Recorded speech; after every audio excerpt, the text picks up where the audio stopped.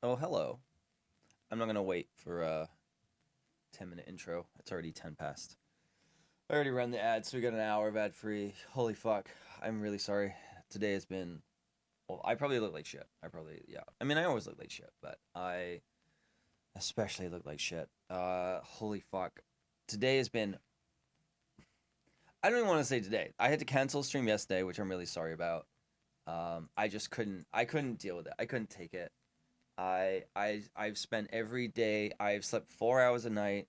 I've spent every day on the phone for like 4 hours with brokers and landlords and tenancy boards. I had to call the tenancy board today, and then the drilling was happening, and it's yeah. And then I find out more information that's gonna cause a problem at the end of this week, and it's been a lot. It's been a lot, and my landlord is trying to make it as difficult as possible. Um, Basically, I've mentioned like he keeps trying to get me to sign like 1 year fixed term leases. And so I find out I don't have to sign a 1 year fixed term lease because our agreement goes month to month at the end of this month. So I signed a version. He didn't sign a version for like 2 weeks, sent me a new version with an addendum on it that he had signed, but he never. So there is no version that exists of that both of us have signed and agreed to. And so I've said to him, I was like, I'm not signing this agreement. I'm not doing the 1 year thing. And he called me yesterday and was just losing his mind at me. Uh, he was for like an hour. I had spent an hour on the phone with this guy just for him to hang up on me at the end, and he was going off at me about how he's an unemployed teacher in Japan, and like the rental income is his only source of income, and he barely breaks even on the mortgage, and it's like, if this place is renting under market value, and so it's like, and I'm like, okay, why are you blaming me? He's like, I'm not blaming you. I'm like, no, you are. I'm the tenant that's here. You're blaming me as if I'm directly causing financial hardship directly to you. And so it's just like this. It's just this thing of like, oh, Tugs, it was so bad. He was like, I'll send you my bank statements and this, and I'm like, I had to stop him, and I'm like, look, objectively, these aren't my problems, and you're complaining to me about your second property, right? It's like you have so many options of mortgage deferral. You could take out a home equity line of credit, or oh, I don't want to mess with those things. I don't want to do that. Why? Why don't you want to do that? It's like those your if you are in such dire straits of finances on a property you can't afford, even when it's tenanted, even when I'm paying the agreed upon rent. Like what he wants me to do is offer to pay like $600 a month more. That's what he wants, and I'm like, no. Why?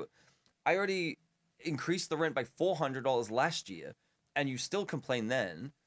And so it's like it's never ending, and it's like he's like, oh well, you said that we would create a mutually beneficial agreement, and this isn't mutually beneficial. I'm like, at some point, it can't just be his idea of mutually beneficial is he has all the power and I have none.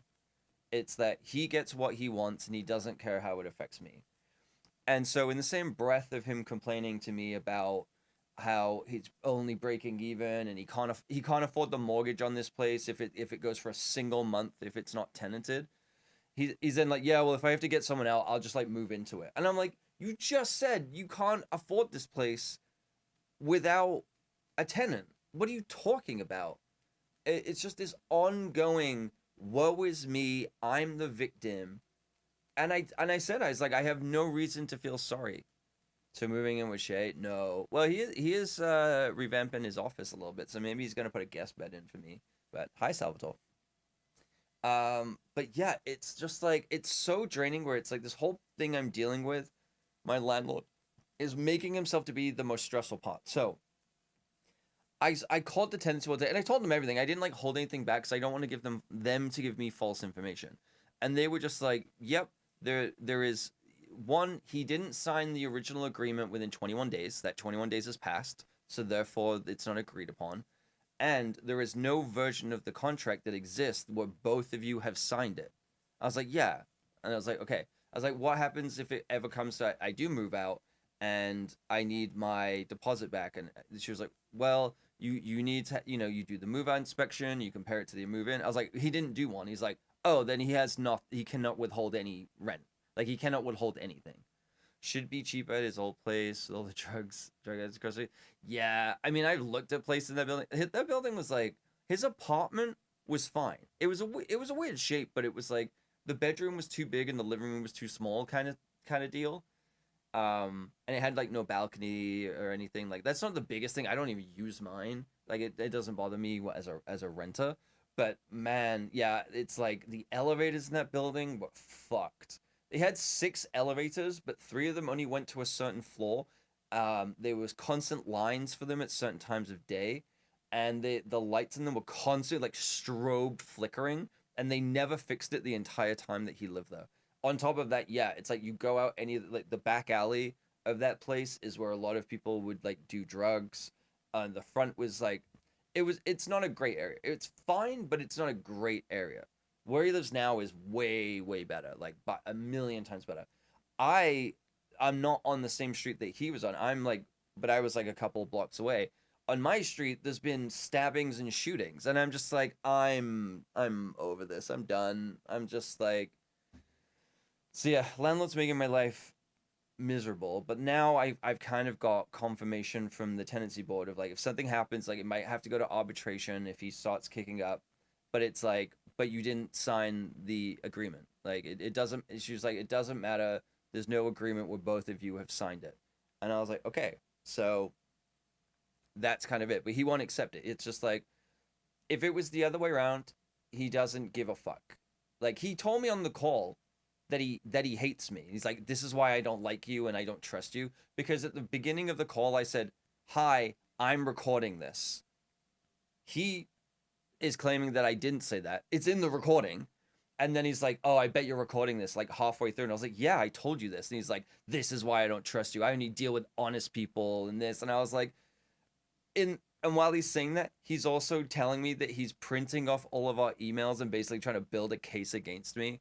And I'm like, dude, fuck off. Like, you only deal with honest people. You're abusing fixed term tenancy agreements to give yourself the power that you think that you have to evict people without notice, without actual reason. I was like, don't talk to me about that. Don't give me all these sob stories. Like, he he doesn't understand the basic. He's so financially illiterate. He has no idea what the rules are here in BC, and like gets mad at me for standing up for my rights and knowing my rights. I've on several occasions, including this call, had to educate him on his rights. As in like I have to educate him on how to file an order of possession to evict me if he wants to move in. He didn't even know that was a thing. He's just been using the whole landlord family use thing at the end.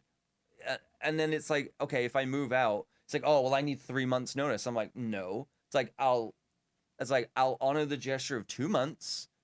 I was like, but I'm not giving you 3 months. Oh, well, I can't have a month out of rent. It's like, cool. The law says I only have to give you one. The law says I have to give you one. It's like, if you keep acting like this way, calling me a liar, calling me all these things, I will give you the legally required 1 month notice. And then he was like, oh, well, how am I supposed to show the place? I'm like, I ain't stopping you from showing the place. He's like, oh, okay, so I'm just gonna run like open houses every weekend. And I'm like, no, no, no, no, no. I was like, whoa, whoa, whoa, no. It's like you can't just take over the place to show it while I'm here. I'm moving. All my stuff will be everywhere. He was demanding that I have to clean the place for showings, that he would do. I haven't even given notice, by the way, but he's already demanding this stuff. That I will run open houses for him. And I was like, you have a property manager. He said, well, property manager is just my accountant, and he charged me $300 an hour. And I'm like, that's your problem, buddy. He's like, well, I have no one else there that can do this. I'm like, again, it's not my job to rent this place out for you. It's really not. It's like he genuinely thinks that I should be grateful to him for my rent being what it is, and like he can't fathom the fact that he's the one getting an apartment for free, while I pay for it. It's like this weird thing of like I should be grateful to him, I should be thankful, and I should show my appreciation by being his property manager that pays to live here. It's fucking crazy. I've told him he needs a property manager here. It's like, oh, I can't afford it. I'm like, they don't charge you a fee; they take a percentage. It's like I shouldn't have to educate my landlord on basics of tenancy agreements. If he cannot afford to rent this place without a tenant in it, like any other business, like any other thing, you sell it. If you cannot afford to keep it, you fucking sell it. And it's like, oh no. And it's like, then I'm at a loss. Cause like, I don't know what you want. I don't know what you want. I don't know when you'll ever be happy. He will not be happy if someone else moves in, think he should hire you. Fuck no. I never, after I'm done at this place, I never want to see this guy again. I asked the tenancy board, is like, do I have to give him my new address if I ever move? Do I have to give him my new address? Because I use the term eccentric to try and be kind of polite. And they were like, no, you just need an address that you can access for registered mail. And I was like, okay, I would get a PO box and I would have it sent to that. I don't want him to have anything, because he will still contact me. I know it because I know he did it to the previous tenant. He was contacting them for like 2 months after they moved out over nothing. And I'm just like, dude, like the fact that he never did a move-in inspection because he's not here. So I've never done a move-in inspection. So he owes me the rent. I'm gonna have to fight tooth and nail to get my deposit back. So I'm only gonna have to deal with that. He's gonna be calling me and emailing me and everything that whole time. And it's just like I'm so done. Would have come to not be his right. Yeah. Okay. You could be what? You could be the landlord. No, he doesn't even live. He's not even here. He's not even in the country. And he doesn't have a property manager, and he has no family here. But he writes on all the agreements that move-in will be landlord family use. Dude, it's insane. That's what I mean. Is like he's completely abusing the system. He's actively admitted it to me on the phone call yesterday, and I'm just like so over it. I'm so over it. It's like the only reason I'm here is because my rent is somewhat affordable. I don't love it. Like today, I've been dealing with all the drilling. My upstairs neighbors are sliding furniture around at 2 a.m. every day. There's protests that happen outside. There's gunshots and everything outside. It's like dealing with him is one of the most stressful things every single year, that I haven't been able to like relax and have a good Christmas in a long time. I've been afraid to get a pet again because I just don't trust it. It's just I can't do it. I can't do it.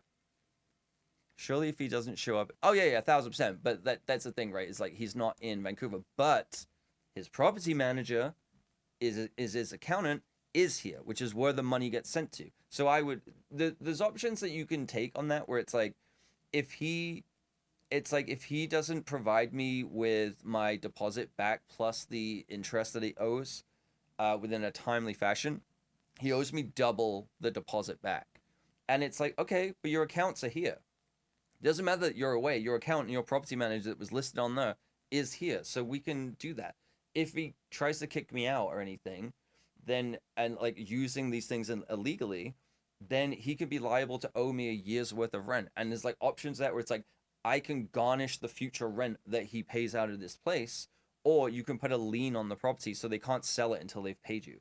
Like there's options to do that. And it's just this constant thing of like, to him, mutually agreed, like mutually beneficial just means he gets more out of it because he knows what he knows about the tenancy laws is that he has to give, like he hates the fact that tenants have more rights than him. That's what he hates. He hates that I only have to give him 1 month's rent and he has to give 4. He hates that. So he thinks that all of my rights should be the same as his, even though he is the one that benefits more from the exchange, right? Because objectively, he benefits more. I don't benefit, like, yes, I technically have a home that is close to where I may need to work and things like that, but I don't benefit of like, oh, I have a roof over my head, that basic human need. I have a roof over my head, and you end up with thousands of dollars per month. One of these people is getting a better deal here, regardless of the situation. And like, he's like, oh, your rent, but I'm only breaking even. This is my breaking even point. Right. Even if it was costing him $100 more, he sees it as he's said this to me, that he's supplementing my rent, which is fucking insane. That he thinks that his cost being higher than what my rent is him supplementing my rent. And I'm like, no, it's that your investment is costing you $100. Like, flip it on the other side of its head. This place is worth, let's say, $1 million in 5 years when the mortgage is done. So with $1 million in 5 years, he lives in Japan, but he's a British man. It's insane. He's racist towards Asian people, which I found out way too late, and I've been stuck dealing with him. But he's married to and lives in Japan. It like the cognitive dissonance, dude. It's insane. It's insane. It's absolutely insane.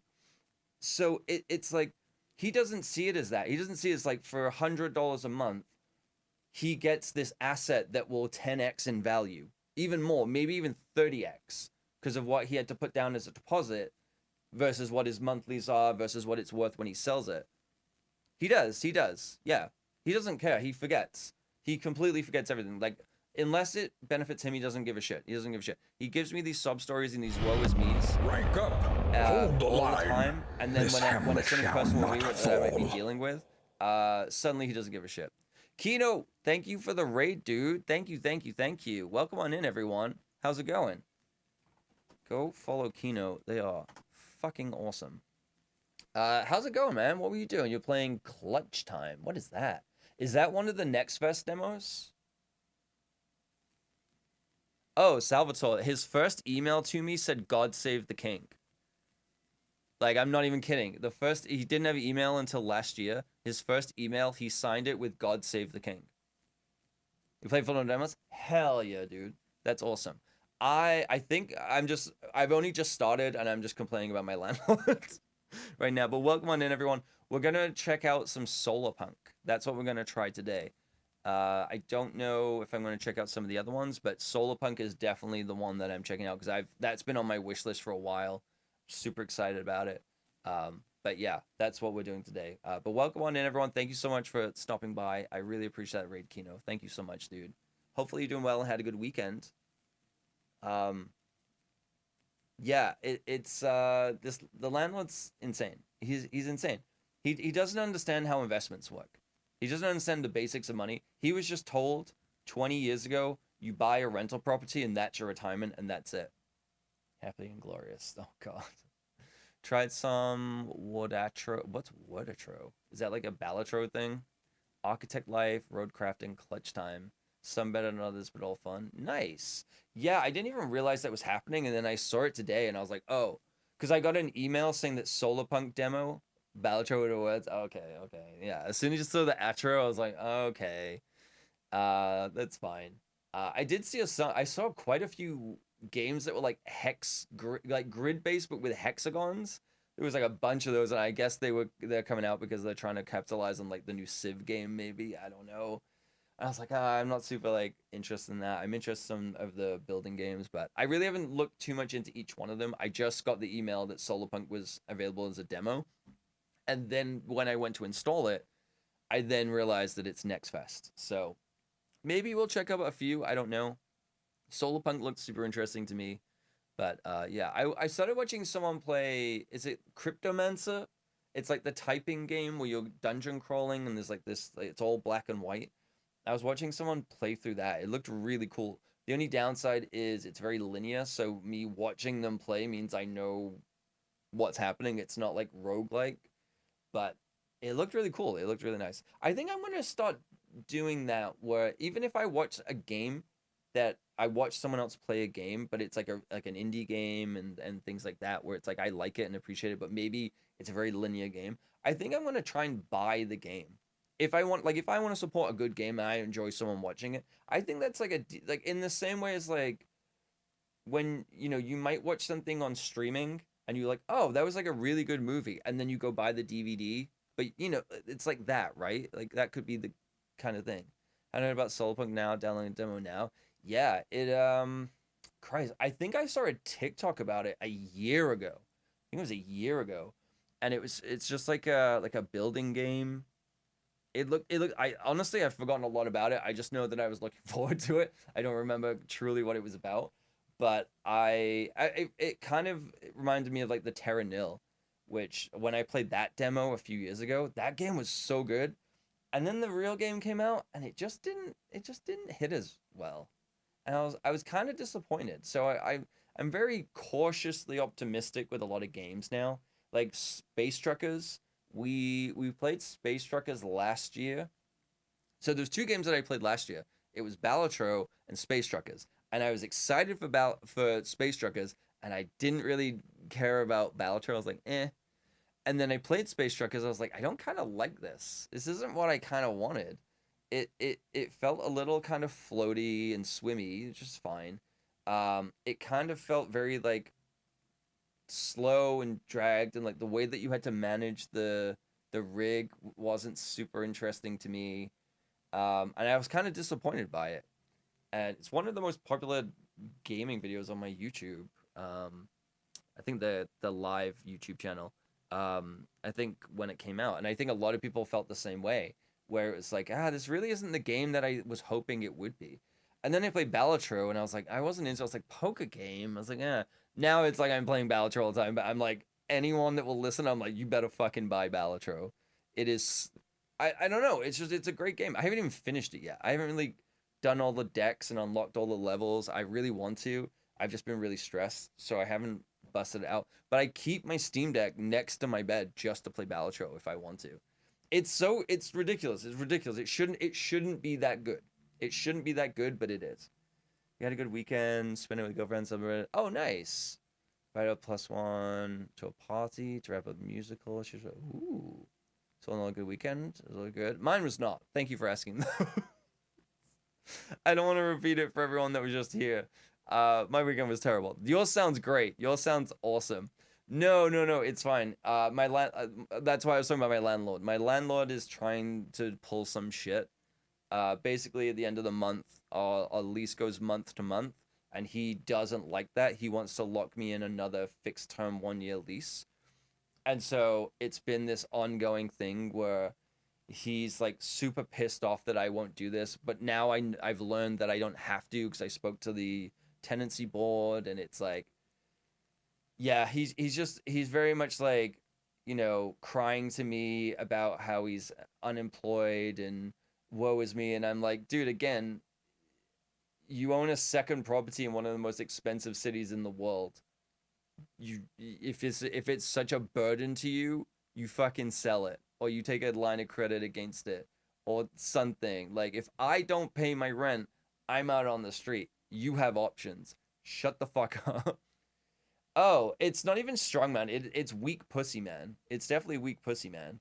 It's not strong arm or anything. It's I'm pathetic, frail. I'm a victim.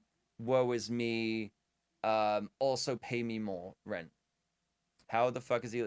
Oh, he bought this place in 2006, dude. He's saying that my rent is only breaking even for him, and I'm just like, and he's like, and I'm making no money. He's like, I have no emergency fund if anything goes wrong. I have none of this. I have none of that. And I'm like, dude, what have you been doing for 20 years?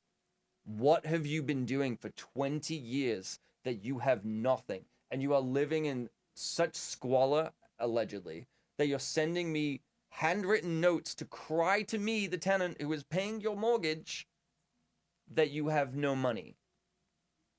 Dude could have paid it off. Cam's currently moving to a. Dude, I've thought about it. I've thought about just getting all my stuff and putting it in a storage unit just in case, so that if I have to, I can just bail. If he pulls some shit, I could bail and I can just go stay on someone's couch.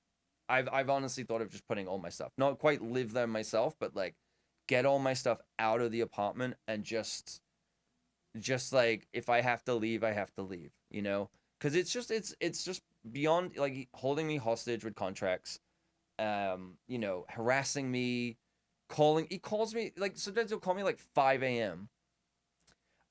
I'm It's difficult because like I have something going on right now that I might be able to leave by end of April. But there's so many, this is the other stress now. It's like I'm trying to figure all the details out on that. If that doesn't happen, then I'm kind of stuck. Because the ultimate thing is like I have no logical reason of leaving this place because my rent is affordable and things like that. But the mental toll of dealing with him is just so high that it's like I'm reaching that point where like I don't know if it's worth it just to be in a position of cheaper rent, and also if he has to kick me out and he doesn't abide by the law, then like, you know, because it's this thing of like he's been abusing the system for so long. I want him to be held accountable for his actions, but it's not like in a spiteful way where it's like I'm doing it out of spite. It's just that he needs to be held accountable. That's the thing. It's getting to that point where it's not toxic. It's getting to that point where it's not. But also it's this thing of like I don't I don't want anyone else to have to deal with it too, right? It's never going to be it's always going to be this way, and it's always going to be he's always going to be problematic, you know? The rent is affordable. Has he thought about raising the rent? Oh, he has raised the rent. We raised the rent $400 a month last year.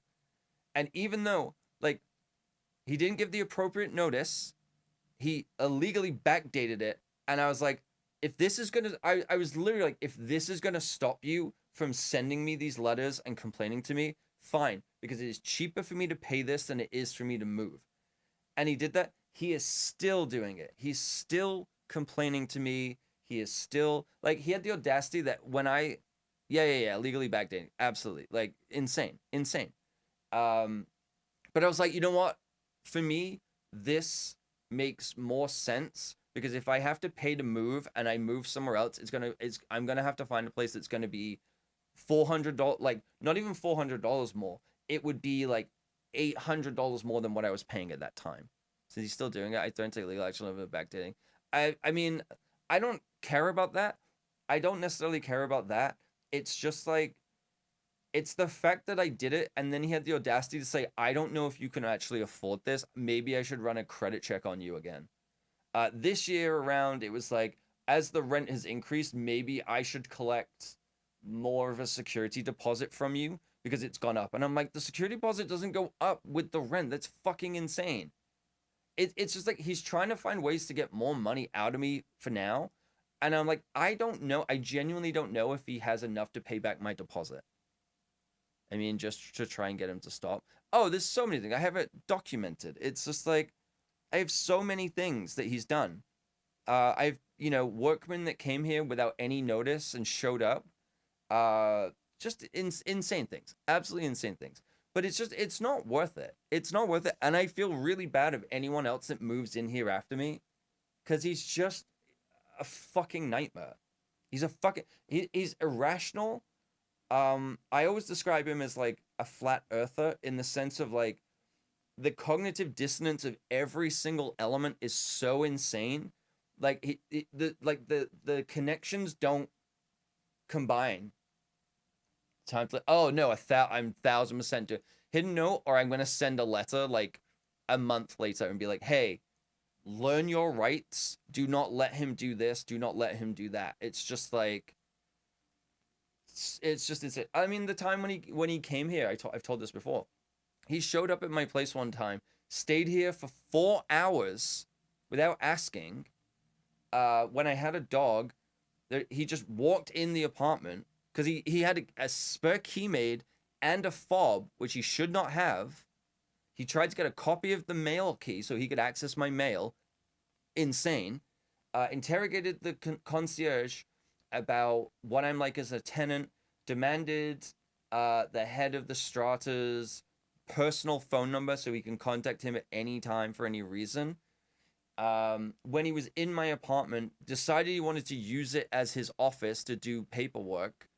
When he walked into the apartment, and I had a dog at the time, the dog was growling at him because a stranger just walked into the apartment. He was like, oh, your dog has behavioral issues. I'm like, no, he doesn't like strangers. He showed up with 6 beers for us to share, sat on the couch and drank 5 of them. And just like, just fucking crazy, man. Absolutely insane. Just, I don't know. I don't know how he's so financially illiterate. And like, as he's from that generation of just like, never, like, I've talked to Shay about this, never been told no, never dealt with any consequences. The economy has always been slightly below where he's at for someone his age and everything like that. And now cost of living has come up so fast that now he's part of the people who are struggling, which he's never had to do before. And he doesn't like it. He doesn't like it. Cam is more pissed about the beers. I mean, I kind of, yeah, because I kind of think that's a fucking insane thing to do. To show up to someone's place with a gift for them and then drink what? Almost all of them is fucking crazy. Like, that's insane. That's insane. That is the Homer Simpson bowling ball gift he gives to Marge. That's what it is. It's I got you a gift that I know you won't like, not that I know you won't have, but it's like that I get to benefit from. I mean, that's the other thing. He keeps flying back to the UK all the time. He's in the UK now. He flew back, and I'm just like, what was it? He sent me a letter complaining about the cost of living and how he's only breaking even in October. And then in the same letter said, but great news, I'm discounting your December rent to $600. You just said you're not making enough money. And then I asked him about it on the call. And he was like, yeah, that was my landlord. That was my accountant. That was my accountant that told me. That's not me. And I was like, dude, you cannot sit there and just be like, I'm such a nice guy. What a nice thing I did. And then it's like, yeah, my accountant told me to do it for tax reasons. The year before, complaining to me about the cost of the rent again, and then paid someone like $5,000 to install these shitty blinds that don't block anything coming in. Like they're almost see-through. And it's just it's insane. It's insane. I've never met someone in real life like this. I've seen it on TV. I've never met someone in real life like this. Like how does this guy function? I cannot imagine. Like he's an unemployed teacher. I can only imagine that the school's like, we don't want you to work here because you are insufferable to deal with. You're an insufferable person. Him and his brother are insufferable people. Like they are not. They are. If you know what, now that I can actually use it as a reference because I've watched it all, it's like Resident Alien.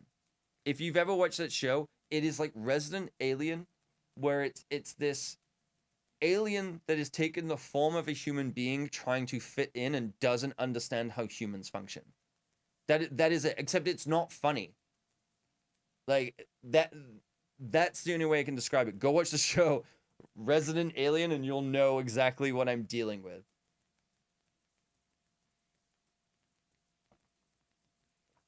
Anyway, yeah, it's just been exhausting and I'm just so tired.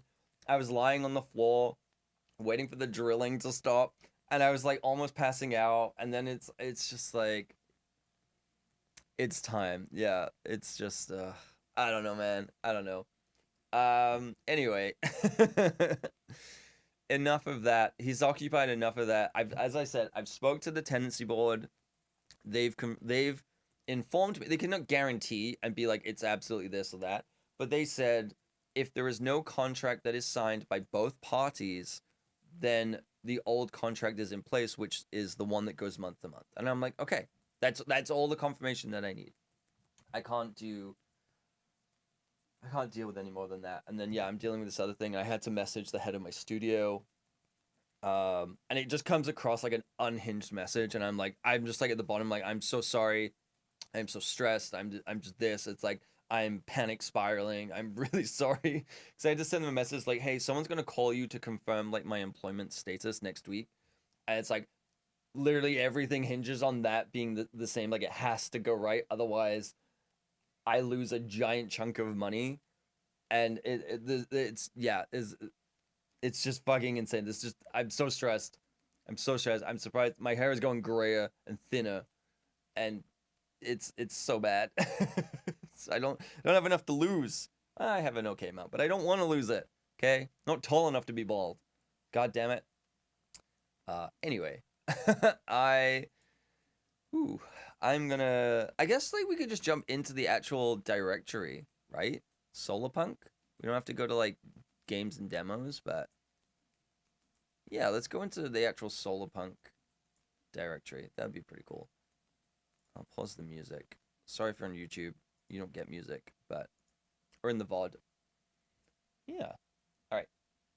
Let's check out some Soda Punk. Yeah. Yeah. I don't know. It's like I can understand treating being a landlord as a business, but to try and claim that I have to treat him with this level of respect as a business, but he stomps his feet at me and throws tantrums like a 3-year-old is fucking crazy. I could deal with it if it was like a business. It's not. He doesn't treat it that way at all. That's what I have a problem with. That's what I have a problem with.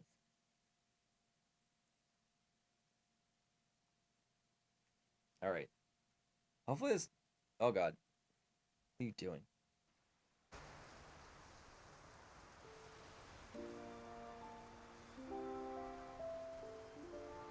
Is this actually?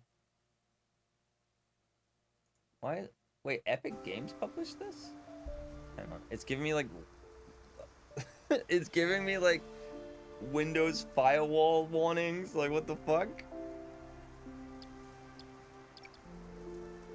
Okay, let's see. Let's put VSync on. Airships.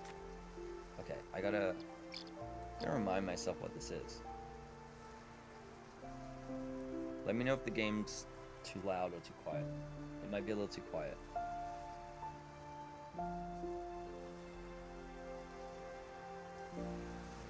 Alright, let's play the demo. It has they're adding multiplayer? Hell yeah. Have fun farming, building a home, and flying with an airship. Ben and Patrick, developers. That's nice.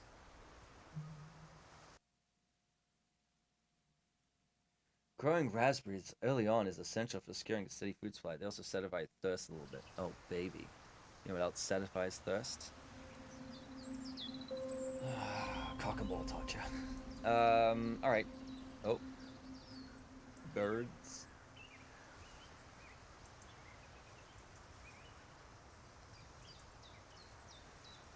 Okay, okay. Oh. Collect a berry bush. Chop a tree. Oh, okay, this is a little... I don't like that...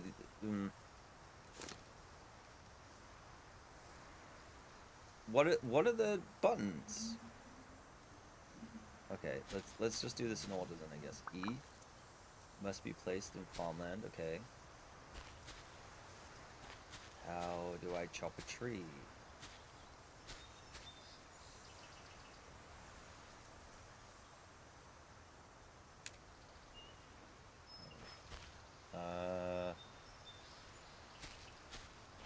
Wait, F?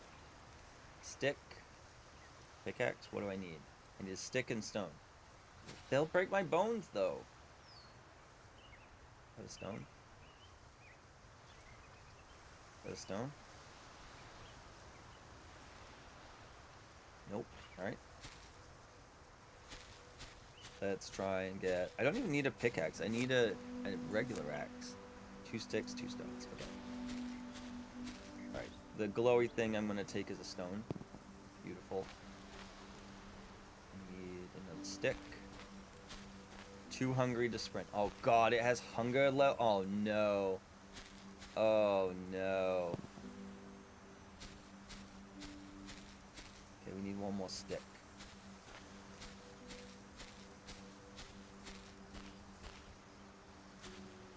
Well, there's one. Alright, too hungry to sprint. I don't give I don't give a gosh dang hoot. Okay. There you go. Alright. I'm gonna make an X. Aha! That's not how I don't think that's how I should be chopping trees. Oh oh god. Wait, what the hell happened? Oh, we got a birch sapling. Nice. Okay. Mine a stone with a pickaxe. Okay, we need more sticks and stones. Break my bones. But landlords will try to hurt me. this? Cotton. Okay, it's very, very eclectic mix of things and stuff. Okay, I'll take you. Can I take a... What are they? Dandelions? I don't know. Oh my god, the distance. Okay. I also don't play a lot of keyboard and mouse games. So, like, if it's extra jerky, blame Toxic. He's the king of the jerks. No, I'm just kidding. He's the fucking worst though. I don't know why I'm picking on you. Okay, let's craft that axe. How do I... Okay, that's good. Alright, that's what I want. So, we need to pickaxe a stone. Which I'm assuming is this. Let's put this as well. Let's do 3.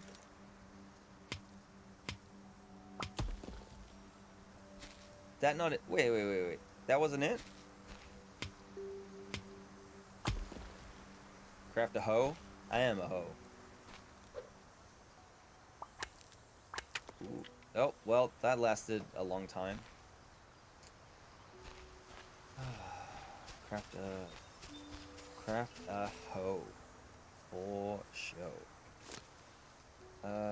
Okay, a hoe needs 3 sticks, 2 stone. Crafting table. Craft and place a workbench. But there is no workbench. That's a crafting table.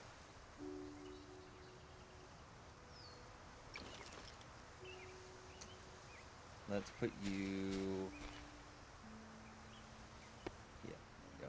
Yeah, that's not a workbench. You named a workbench crafting. That's not the same. Okay, so... We need a hoe. We also need some raspberries. We gotta speed this up. Because otherwise we're probably gonna die. Of hunger. The hunger. It's yearning. Okay, stone, sticks. Oh my god, the distance needs to improve, but you know what? We'll let it slide. We'll let it slide. For now. Can I slide? No. No, it's disappointing. Alright, can I jump? I can jump, but I jump like a little child. Let's... Okay, should be fine. I guess I didn't even have to like run all the way back. But I want to build... Craft a hoe. I want to build it over here.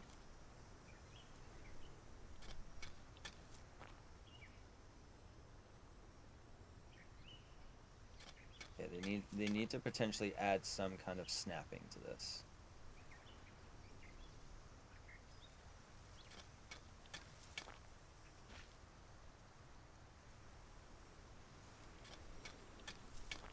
Alright, and then put you there, and then I guess I need to plant and water a berry bush.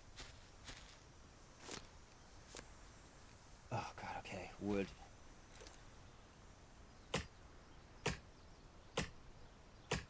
Sorry, if I keep muting, full disclosure, it's because I'm farting and it's really loud, and I'm embarrassed about it. I'm okay to tell you about it, but I am embarrassed about the act of it, because I was spiraling earlier before the stream.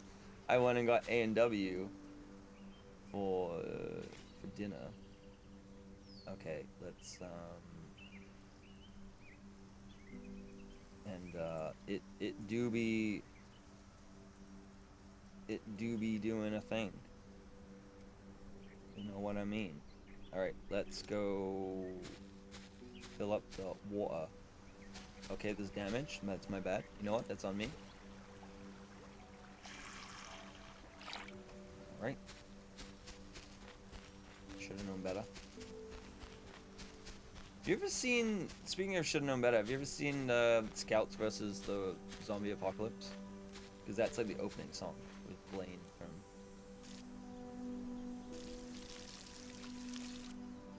Oh yeah, soaked. Craft a build hammer. Build and place a research lab. Okay. No. That, you know what? I take it back. I didn't even say it. I take it back. That's on me. I was gonna be like, I read research lab and it said table, but it actually does say table. So that's on me. That's my bad. Okay. So we need more wood. Chopping trees. The durability is not the greatest, but I assume it gets better. I guess I'm just like making the absolute basics right now. 4. Okay, let's build the research table. Tablet. What was it? 7, 8. Too steep? Okay, well, screw you. How about that? There we go. Okay, we need to research a... Well. Used to get water for one can, water from the well. It's dirty and cannot be drunk. Okay, it's like me. The bed, soft bed, skips the night, can only be placed on floors under... Okay, so we need cloth and a build hammer. Alright. How do I get a build hammer? Sticks and stone. Alright. How's the bush doing? Okay. Not the worst, not the best. Living large in some ways, shapes and forms. Just gotta find more, It kinda has that feeling of Raft a little bit. Because of the islands. It's like a reverse Raft where instead of being in water and then finding islands, it's like the other way around. It's not a bad thing. Whoa. Okay, it's edge of the world. Let's... The pickaxe didn't really last very long as well. Which is not ideal. Let's see if there's anything up here. Take stone. More stones, the better. Okay. Am I going to be rewarded or am I going to be attacked?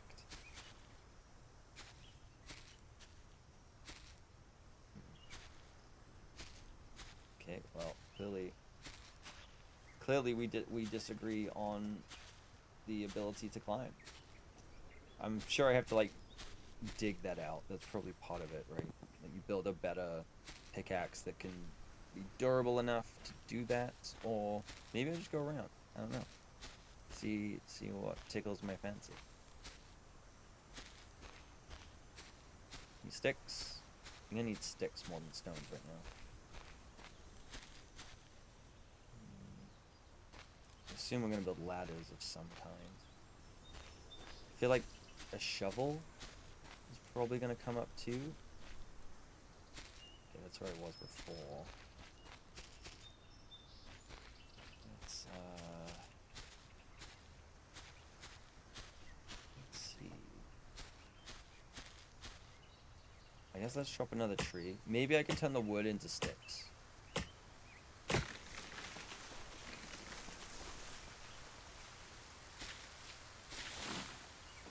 Did you seriously not give me the stuff? Oh, ah, the rain!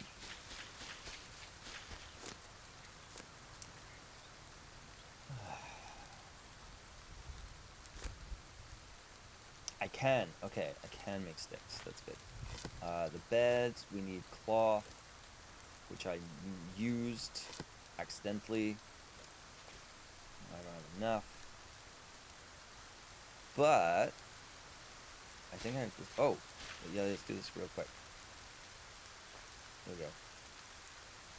I shouldn't have to water that now. It's raining. That's my logic. The game hasn't told me that, but if I believe it hard enough, then it should be fine. I guess like it just randomly spawns stones for you, because otherwise, where are they gonna come from?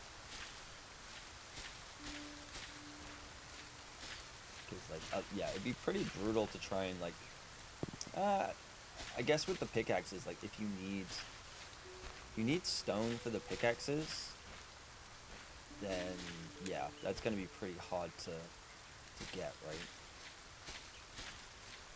But I think we'll have enough now to make the build hammer. I guess I need the build hammer to place the bed.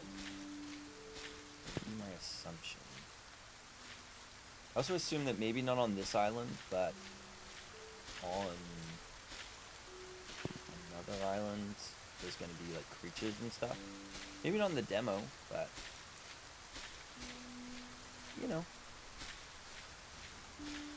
Okay, I don't know if there's an easy way to get down. Okay, not easy, but I'll take it. Let's do the time walk again. Build hammer. Craft you up, baby. Okay. Open the build menu. Oh, okay. Aha. So we can build a house. We can build stairs.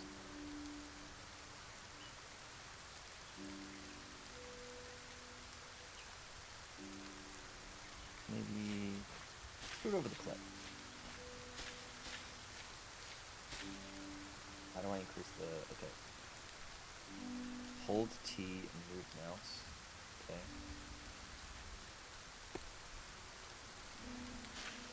Okay, these snap. That's good. That's good. Okay. Let's do walls. The walls Kineto, if you will. Wait, we need that wood. We need some wood, baby.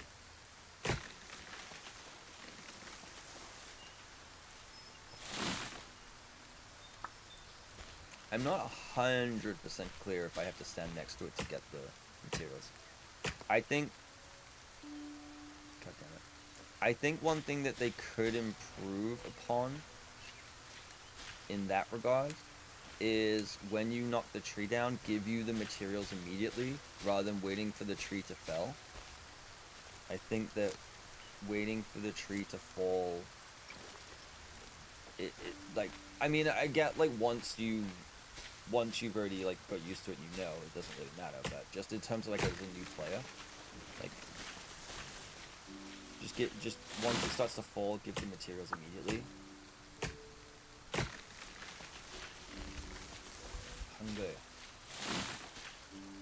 Billy is hungry. I don't know why I call him Billy. He's Billy now.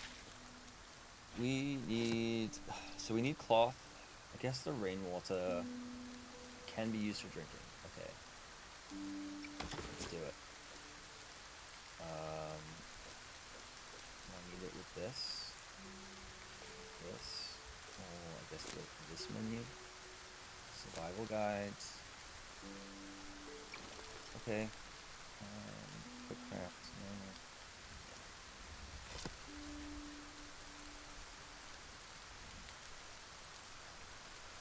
Yes. Sure. Alright, a well. That's fine. What does this need? Oh, okay.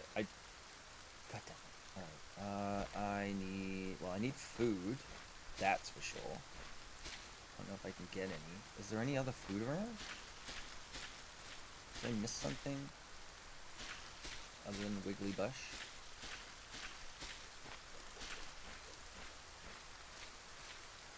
There must be other food. Okay, there's cotton. That's good, because that means I can unlock the bed. Got the stick.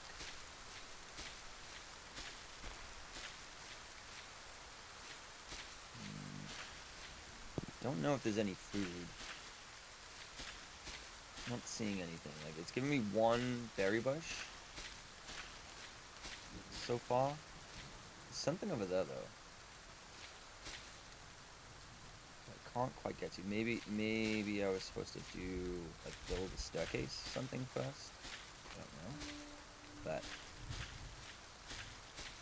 yeah. Okay, maybe... Oh, there we go. There's some... No, that's rocks. Okay. Did I just miss you? Alright.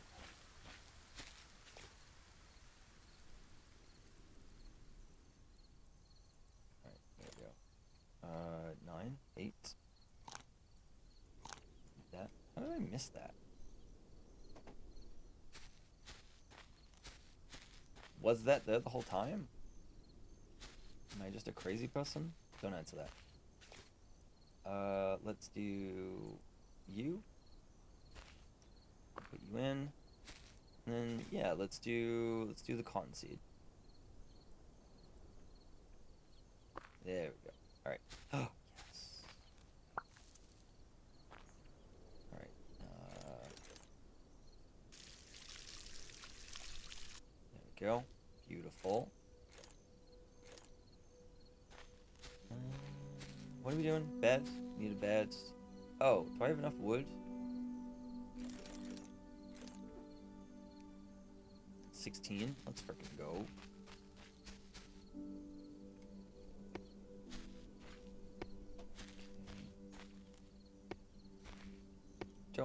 Don't really think I need a door right now. I'm not too worried about that. A roof. Off roof. Okay. Not really what I wanted. Flat roof, upper floor. Okay. That's kind of cool.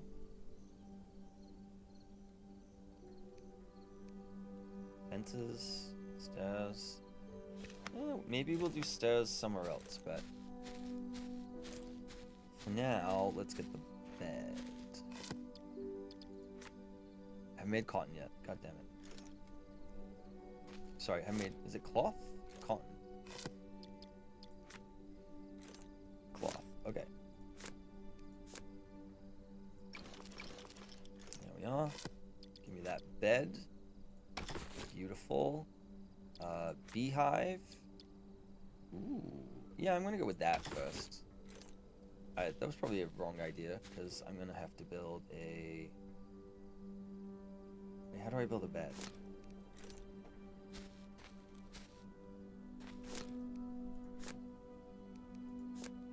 Okay, so we need sticks, wood, and cloth. Right. Okay. Durability on the axe isn't the worst. I think it's really just the pickaxe, but I do think that once you've kind of unlocked stuff, it's probably not too bad. Like, there's probably another level of that, right? Because you've got to get to the point where you build an airship, so... Unless this isn't going to let us...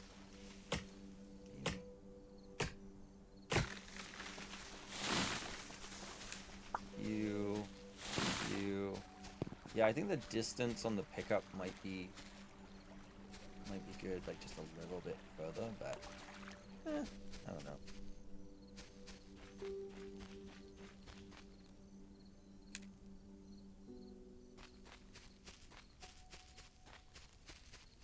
Is there a save option? No. Alright. An ad's gonna run in a minute, so I'm just gonna trigger early and go to the bathroom because I need to pee. Gotta pee real bad, boss. So I will BRB. Just gonna run that because it's gonna happen regardless. So see you in a minute. Keep an eye on Sarah for me.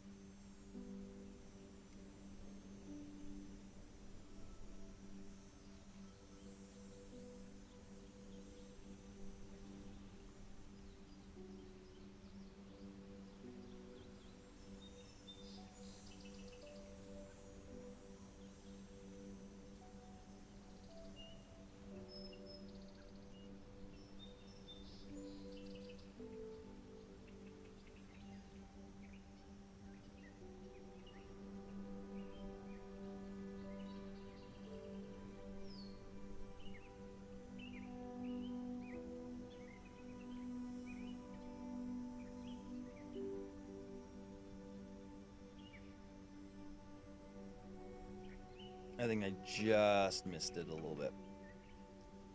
Almost like he never had his desk. It's true. It's true. It's true. Hi. No, an ad was running. So, hi Scott. It's good to see you, dude. So, yeah.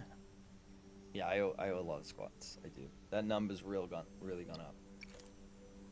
Okay, what was I doing? Building and placing a bed. All right. Oh God. Okay.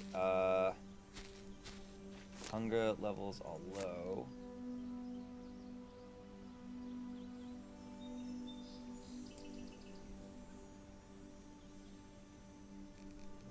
What do I need for the bed? Okay.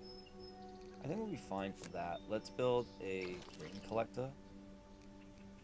And I think I already built one of those actually. One sec.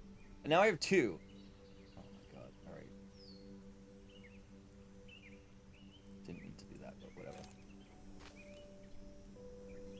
Let's do.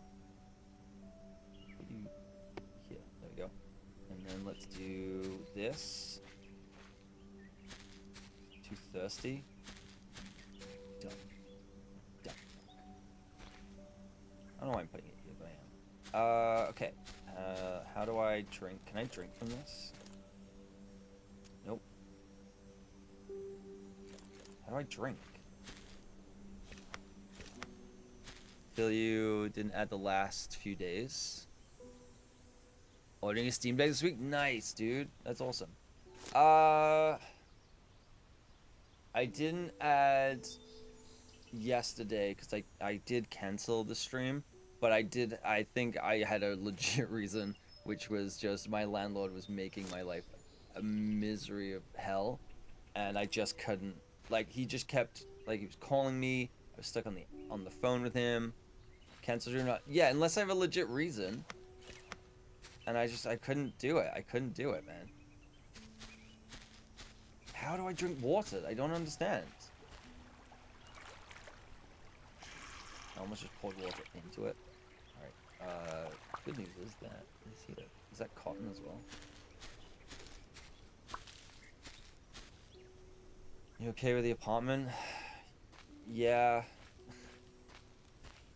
I am. The problem is he doesn't like it for that reason, and he's just trying to, like, basically my agreement goes, I've already, like, gone over it. My agreement goes month to month, and so he doesn't like that, and he's trying to force me into a 1-year fixed, and I've told him that I don't have to do that, but because I signed something, even though he didn't, I signed something in January, he's trying to, like,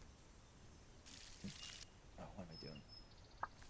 He's basically just trying to, like, trap me in this bullshit, and I spoke to the tenancy board today, and they were like, yeah, he can't do that, like, you're fine, but he can get fucked legally, that isn't the thing. Yeah. So I signed something in January, he didn't. He ignored me for 2 weeks. He then came back with a new agreement adding an addendum. I was like, I don't understand the point of the addendum because it didn't change the agreement, but fine. He issued a new agreement that he signed. I haven't signed it. And so he's now claiming that because I signed the original one, that this is the phrasing he used. He was under the impression that we had both agreed to the tenancy. We were just ironing out the details. And I was like, in what universe does someone sign a contract and then figure out the details? That doesn't make any sense. And also, you've kept asking me to sign it because you know it's not legally binding because I've not signed it. And so he's getting, like, real fucking mad about it. Alright, that doesn't work. How do I get water? That's not how law works, and I can throw a lawyer and fight. Oh yeah, and well, that's the thing as well. He's been crying to me that he's an unemployed teacher in Japan, and, like, he's only breaking even on this place, and, like, I should understand and just be more empathetic towards his situation. And I'm like, dude, this is your second property in one of the most expensive cities in the world. Like, and I pay your mortgage, right? Like, what are you fucking talking about? If you can't afford it, sell it. If you don't want to sell it, take a HELOC. Like, shut the fuck up. Sucks. He won't, because he knows he'll have to pay capital gains on it. And he'll have to, like, pay off the rest of the mortgage. That's what it is. I don't know what it is just in case. fucking kidding me? Alright. How do I drink water? How do I drink water? The game is me. You know what? I'll answer my own question by reading the survival guide. Almost like that's how almost like the investor, you take on the risk as the landlord, right? And so for 20 years he's benefited from this place. He's put no money aside. He's complaining to me that he has no money if anything goes wrong. If anything goes wrong, he has no money to fix it or anything like that. And I'm like, and he's like, and the rent that I'm paying is breaking even, so he's not even able to save up a nest egg. And I was like, how is that my problem? I was like, that's not my problem. And he's like mad at me because he thinks that I've benefited so much from paying cheap rent. Not that I'm paying thousands of dollars a month to him, but I'm paying cheap rent relative to market rates. And I'm like, and he's like, oh, I've benefited from it and he hasn't. So he's mad at me because I've been doing well financially. Not that I'm better at managing my finances. And he kept claiming about market rent. And I was like, I had to explain to him, if I moved in here in 2006 and I hadn't moved out in 20 years, my rent would be below market rent. After 1 year of a tenant living in a place, the rent is below market rent. That's just how it works. And his reply to that was like, well, not if someone moves out every year and I get a new person in. I'm like, that's not how it works, dude. That's like, a new person doesn't move in every single year. Like he doesn't understand how it works. Also, the market's cooling, so yeah, it's worth the least now. Okay, I think I'm gonna actually drown. Oh wait, no, it said that if I eat berries.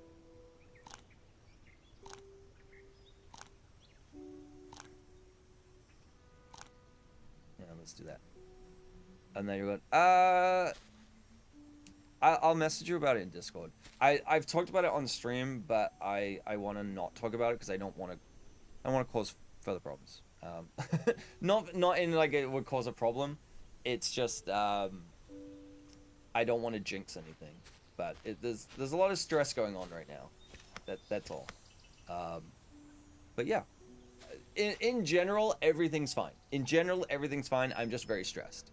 No. It's genuinely, it's nothing bad. It's just stressful. That's all it is. It's nothing bad. It's just stressful. And the reason it's stressful is I've had to put a deposit, I had to give a deposit to something, and if something else falls through, I lose the deposit, and I'm really stressed about it. I'm really stressed about losing a lot of money.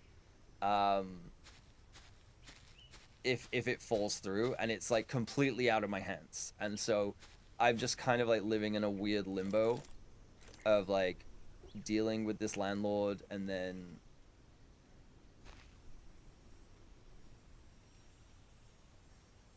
oh god, is this not okay? It does snap. All right.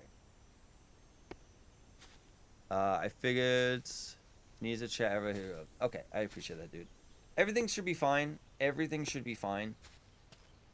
Like, it's just, you know, that typical nothing's good until it's like done. And like I have talked about it on stream, but it's more just like I kind of thought after, I was like, maybe I shouldn't. Maybe I should just kind of window.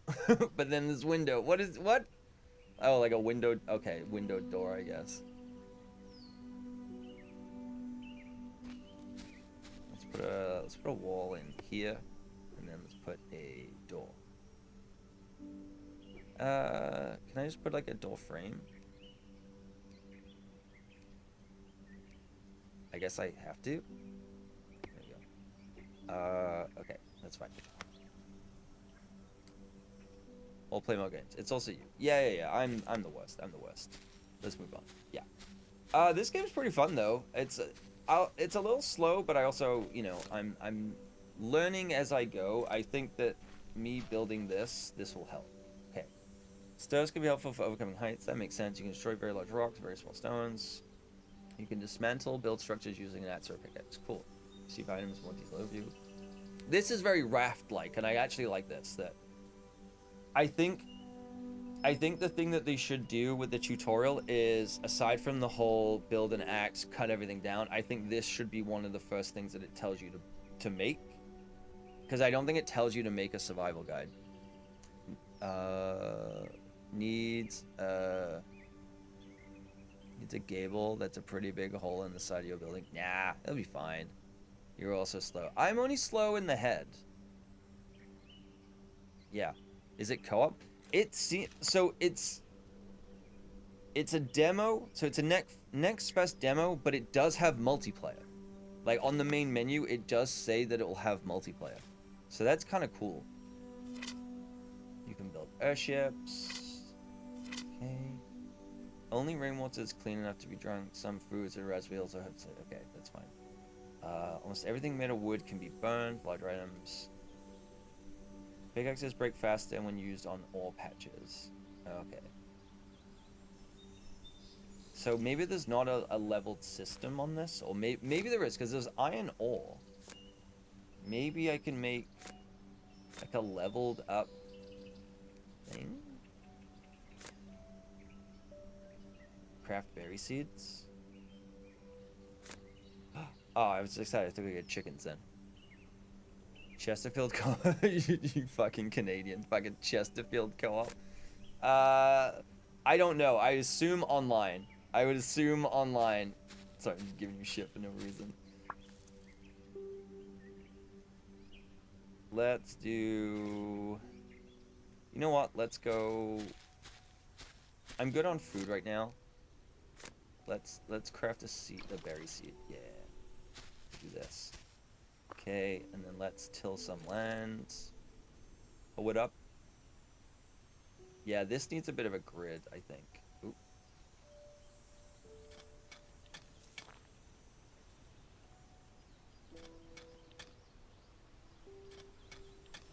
You all want the one that wants to be on. Well, I haven't done my citizenship yet, so...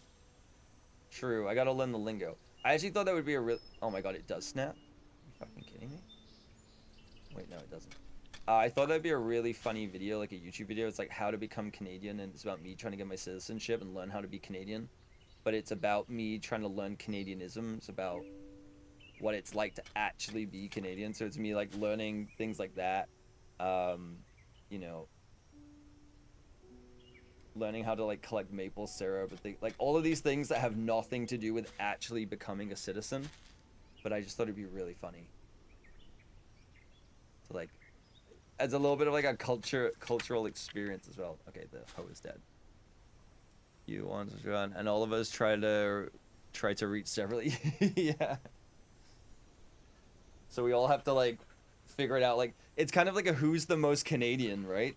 You could do it that way, like a gauntlet of challenges. Not like so we all have to take the test, or like all of these things of like who's more Canadian. It could be fun. It could be a fun one. Okay, I'm gonna plop you in here, and then I'm gonna put the cotton in these, and we'll get some water on the go. Okay. Little risky because it's like I'm kind of getting thirsty, but also don't have any means of water right now. Oh, Mac teaches you things, Shade teacher. Yeah, exactly, yeah. Oh, come on. I was talking to Shay about this, and it's like he has he has like an idea about a show, and I suggested something, and it's like basically him putting together like a whole thing where he has to show off all of these, like he gets issued challenges, and then he has to like perform them in front of people. So we rent like a black box theater and make him like, so he has to like learn how to play like the cello. He has a week to do it, and then at the end of the week he has to like perform it to us. And I was like that would be really funny.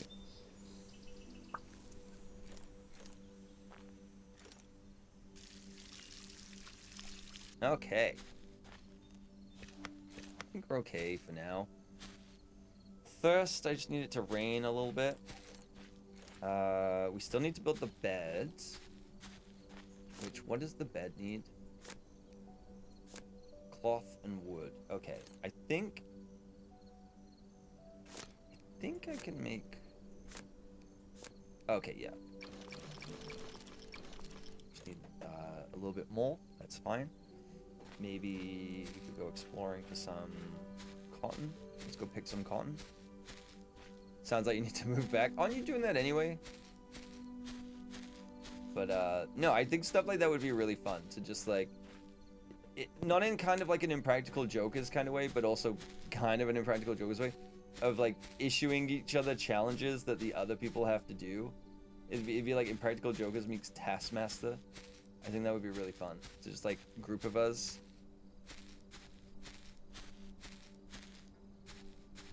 Trying to like do all that. I think that would be really fun. I need to build a staircase. I think that's a stone. I can grab that stone. Okay, it's a stick. Never mind. I don't know my sticks from my stones. Oh, speaking of which. Cotton's gonna take a while. Let's see. Okay, that's cool. All right. Too thirsty to sprint. That's fine. In the fall will be good. That's not the worst time, because I know you're going on your trip. Wait, did I think that I needed a ladder for this and I didn't this whole time? Oh, no, I do. I do need a ladder to get up to the top bit. Okay, so...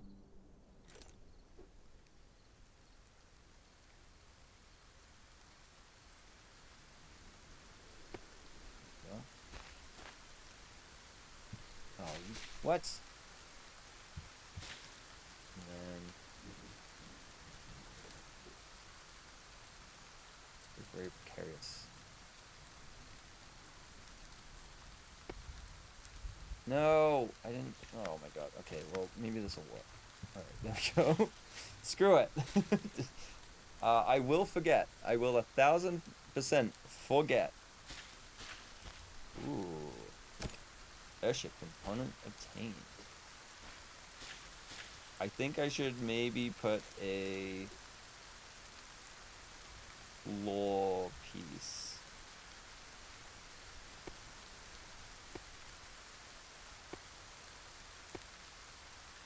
Yeah, just in case.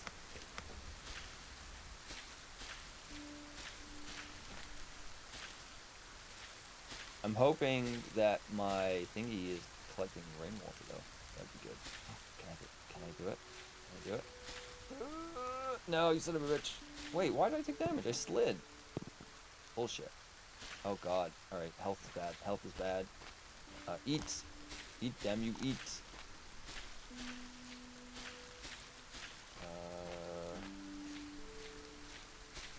Is the cotton done? No. Can I drink?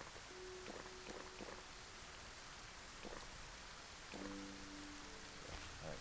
Hopefully that'll fill up again. How do I heal? How do I heal? I guess just food? Farming, other, all, essential. Receive items won't be the left side. Okay. Farming, building, other. You heal automatically when you aren't hungry and thirsty. Okay, that's fine. That's good then. Good to know. So I just need cotton right now. That's all I'm waiting for. I guess let's grab some. Let's do some more tree felling action so I can build more staircases and go up places. Oh, well, there goes my axe. And... oh, thank you. Appreciate it. Guess I should get one of these too. Go. Let's just... nope. Okay, can't move that. Let's go to the inventory. Go. Beautiful. Let's go.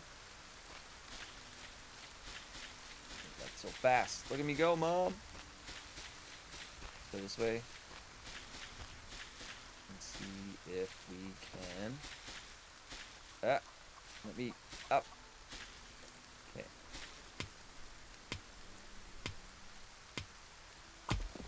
There we go. Did that give me clay? Nice. No idea what that's for, but I'll take it. Lots of stones. Cotton, thank you kindly. And maybe we can get up there? I don't know. I don't know. Do I have enough wood?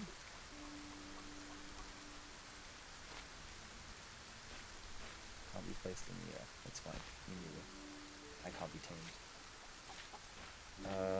Let's try... Trying to, like, line it up like this. And I guess I want a floor piece. Oh, no. Alright. This could go bad. Oh, okay, we made it. We're so back. So I took a practice session test the other day, got 80%. That's pretty good. For Canada? So what you're saying is you can stay, I guess. I don't know shit. I'm really worried about it. I don't think I'm going to do well if I ever do it. I haven't even thought about it yet. Ooh, give me that wheat, baby. Dough recipe. Oh, baby. This is, I was gonna say Viva game. Timberborn all over again. We're making fucking bread. Hey. Okay, that's pretty good. Now we got wheat. That's anything. Okay. More cotton. The ones you got wrong with me going fast and not reading. Fast. It's usually the way. What is the amount that you need in order to actually pass? Like, I don't even know. Is it like 60% or something, or?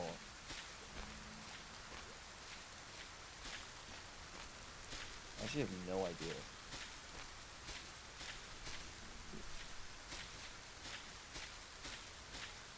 Okay.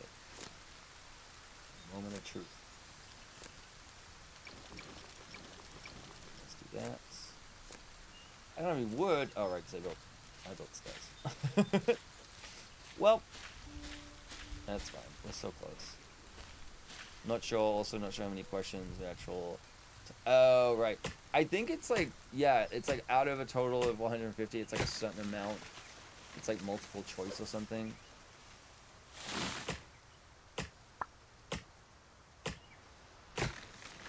Alright, let's go. Build that bed. Boyo. Craft. Oh.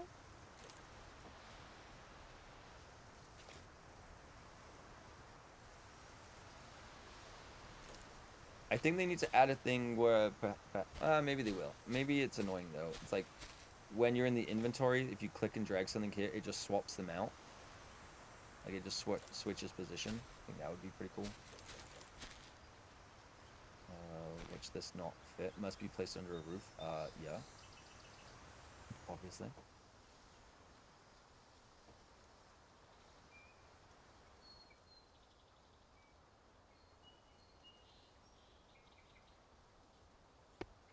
Yay!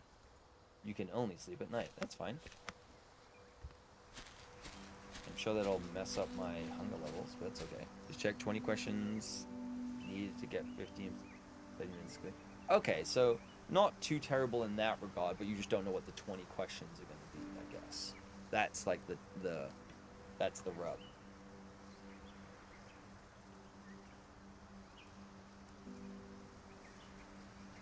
The permanent residency ones, you had to write. I remember you had to do like multiple choice. You had to sit in a room. You had to listen to something. You had to write the answers of what they were talking about. You then had to do multiple choice questions. You then had to write a letter to someone, and then you had to do like an interview with a person to prove that you could speak English.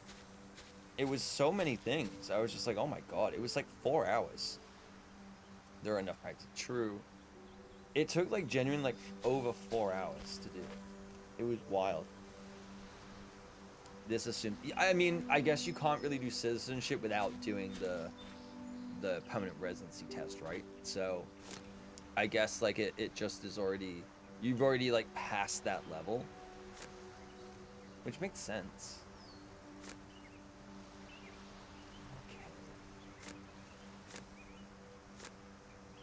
And you have to do the rest in either English or French. Yes, yeah. That makes sense. Alright, unlock the tier 2 in the research team. Go. Oh, it needs more cloth, that's fine. We will have that just a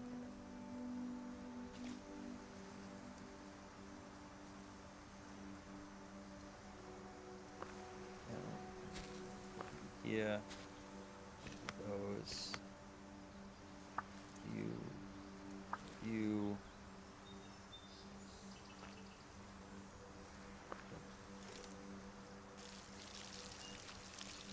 Lovely. You should have to do it in both. Every new citizen should be bilingual. Well, I'm half of those things. Sure ain't fucking lingual.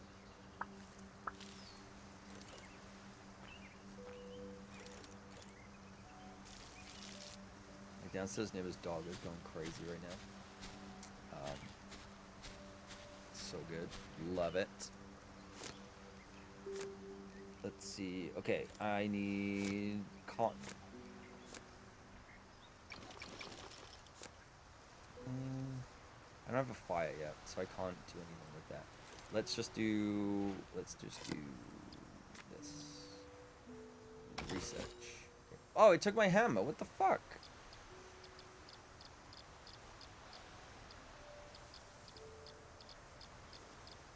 Alright. Okay, we'll do a chest. Do a furnace. Okay, we're jumping a few steps here. We start off with planting some seeds, and now we can build an airship dock. What the fuck? Okay,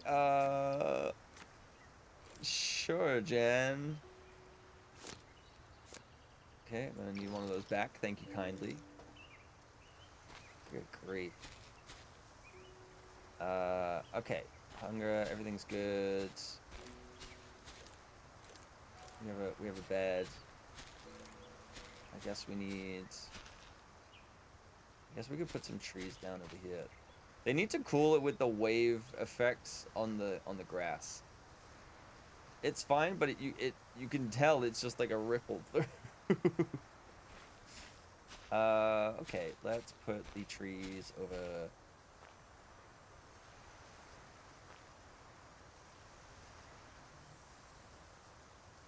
Yeah.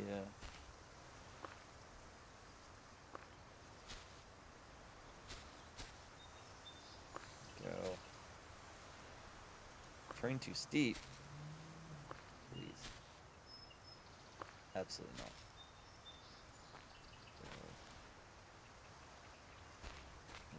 More for any more. Oh, okay, that's all my seeds. Lovely. Lovely jubbly.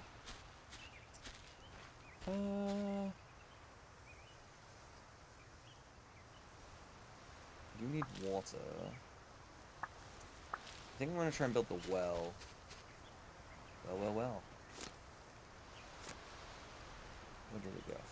So I need stone, wood, and sticks. Alright, let's go chop-a-rooney.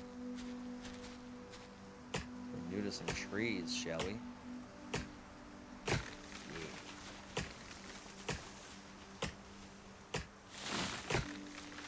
Okay. Oh, we are zooming. So hopped up on sugar from the berries. I'm not thirsty, even though real life I'm probably dehydrated as shit. I can feel it in my mouth. It's so dry. That's why I have my whole water bottle, which has creatine in it, because gotta get those creatine shits going, you know? Gotta keep that weight loss going. I was so stressed over the weekend, and my stomach was so off. I lost like 5 pounds. I was back up by 2 pounds today. And I was like, okay, fair enough. I'll be back up tomorrow because it's like I ate A&W for the stream, so I'm probably just full of salt and everything, and also the calories were so high. But I was just like, oh man, wish I could get that stressed. Oh, dude, yeah. I think it's just the fact that it's so many things at once compounding at the same time. that's kind of what it was. It's like I wasn't really eating, I wasn't really drinking. It fucked my stomach where I was using the bathroom till like 4 a.m. And I was just like, okay, like I had nothing left, and so I kind of like still, I don't say recovering, but certainly replenishing fluids. I'm in that stage still. Let's just say it that way. Let's try not to be crass.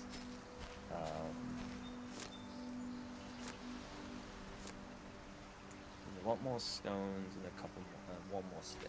All right, stone. Yes, that. Let's.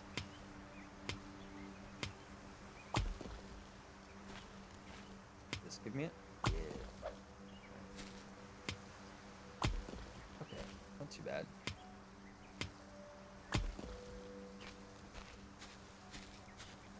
Might as well just grab a bunch while we're here. Yeah. I like that it's 5 hits as well. 3 for the small, 5 for the big. What? I didn't get a stick in that whole time? Alright. Stick, stick, stick. Where art thou? No tree that fell that dropped a stick, or... Hello? Ah, there we go. Alright, cool. Let's build a well. Do I have to build it in a specific place? That is the million-dollar question. Right, well, let's get back up here. I wonder if I can fall off the island. I'll have to try that at some point. And actually check. Okay, let's do a well.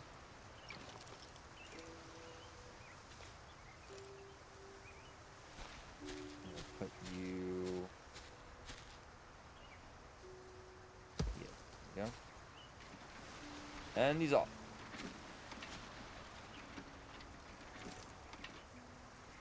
Nice. Okay, that's pretty good. That's pretty good. It's you. I'm walking all over them, probably. Ah, too many orgasms. Exactly.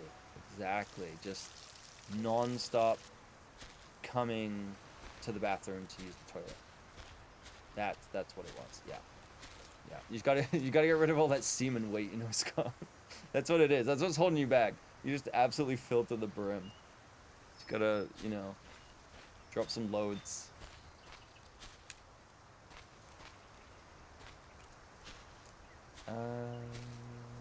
Okay. What have we got? Chest, store items. That might be good to build one. Yeah, let's do that. Let's build that one. And we'll put it here. At least then... I'll put it next to this.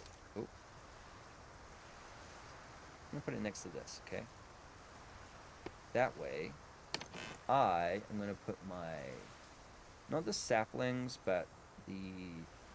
I can put seeds in there that can go for this, right? And then I can always put more over here where the tree is gonna be, which is fine. And then we've gotta plant more. Oh, I guess I could put the cotton.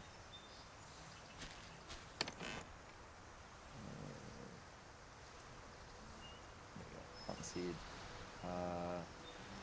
Guess I don't really know what the clay is for yet. I'll hang on to it. Oh, I'll put these in too. There we go. Sand, right? We probably want to work off furnace. Iron. We have iron. Okay. That's pretty straightforward to get. That's actually not too bad. Let's do it.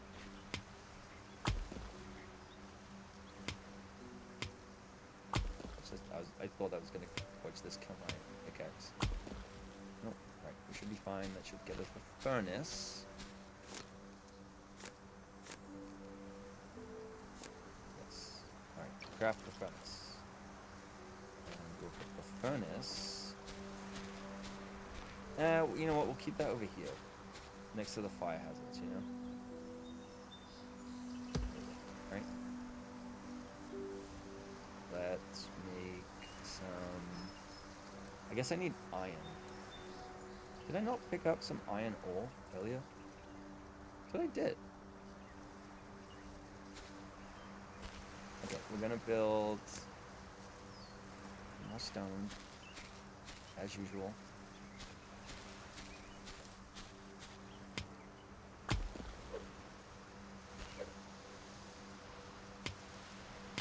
Oh my god, alright. Pickaxe. Yep.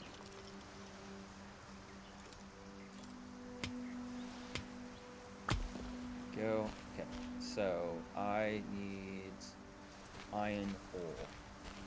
I'm assuming this eventually will become... Oh my god, that breaks so easily. Are you kidding me? Are you freaking kidding me? That breaks in 2 hits?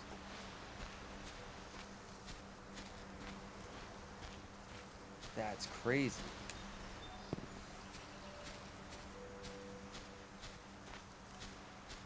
That's insane. Alright, I think I need more sticks.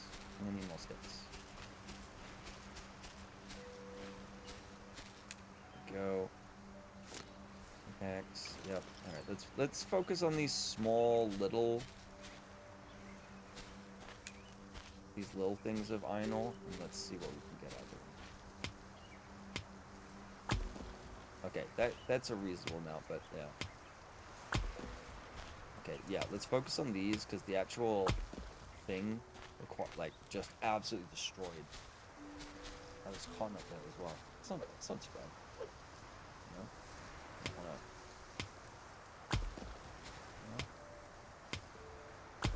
We do have an airship pod as well. Let's try and get these two.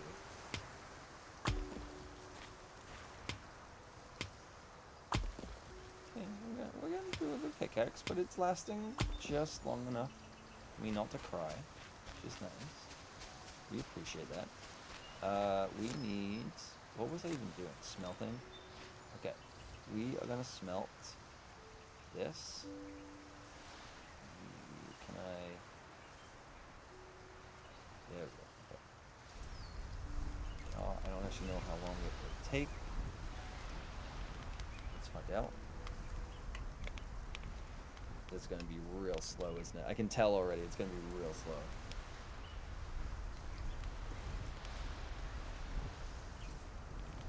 Well, at least I'll probably get like 2, maybe 3 iron ingots out of this per piece of wood. So that's not too bad. Alright, we'll leave that going. We're good on food. Need 5 of those. More cotton. Dough.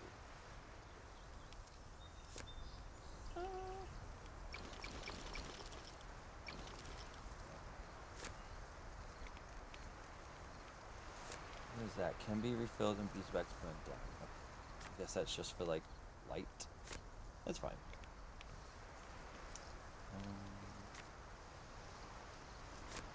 Anything here? I don't think I want to build the dough yet because we're not going to bake anything yet. How's this doing? 3? Yeah, not too bad actually. That's actually not too terrible, to be honest.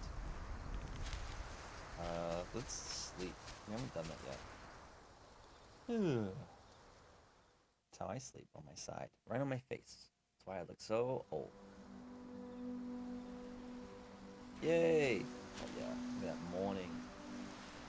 Is that a wolf? Am I just seeing shapes? That looks like a wolf, like howling. Okay, cool. It's like too specific to not just be design. Those clouds, yeah, those clouds are very different. Oh, look at that one. That's cool. Okay. Let's see how we doing. Okay, nope, okay, apparently,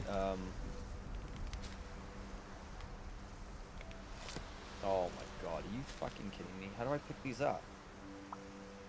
Okay, I have to walk into it, that's stupid. Okay. Research.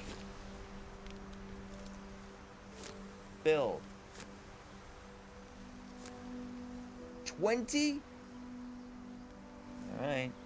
You say so. 20 iron. We'll have 20 iron. That's fine. Alright. That'll be fine. We can leave that going. 20 iron. It needs woods. The trees are doing okay. We'll let them grow a little bit more. Let's try and build... Okay, we need a stick. Has to be a better way to, like, craft stuff. I guess crafting table lets me turn wood into sticks, but then I can't... It's like you need sticks so you can get wood, and you can make sticks from wood. You know? It's just like this weird circle.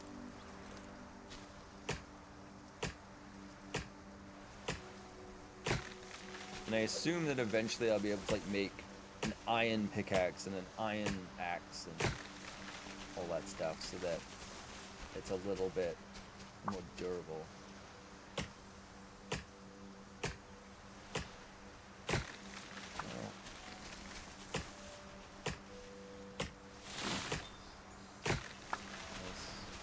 Grab as much wood as we can. This isn't as much, but it'll be fine. That's nice. You. Oh, alright. My bad. Oh, thought it was a stick. It was just a flower. Well, at least, like, the food stuff doesn't...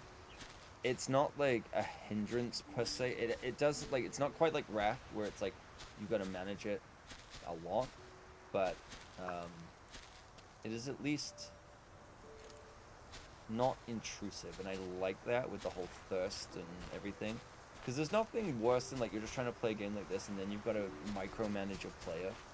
I know that was, like, not even remotely the same style of game, but that was a thing with, like, We Happy Few that people didn't like, where it was, like, you're spending so much time just trying to manage staying alive that it just becomes, like, unfun, right? If the micromanaging of just keeping your player alive is so overwhelming, then the whole game kind of falls apart, right? Like right now, it, like, oh god, I think I got stuck. I can't tell if it's just like, I think I'm overthinking it, where I'm like, oh, it should be this, and it's like, that's not really the case. And see, hell yeah, did you get the OLED one? Because that one has, like, good battery life. I think it's, like, double what the normal one is. I love my Steam Deck. I would use it more. Right now, it's a Balatro device. Let's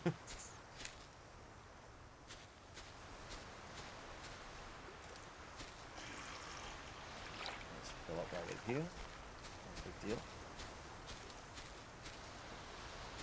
Top end OLED, hell yeah, dude. Hey, if you got the money to do it, do it. I got the middle one of, like, the first batch, so I don't have the OLED version, but I didn't get the bottom end one because you can't upgrade the NVMe inside. Like, you're stuck with flash. Like, you can't ever add anything, whereas the others you can, I believe.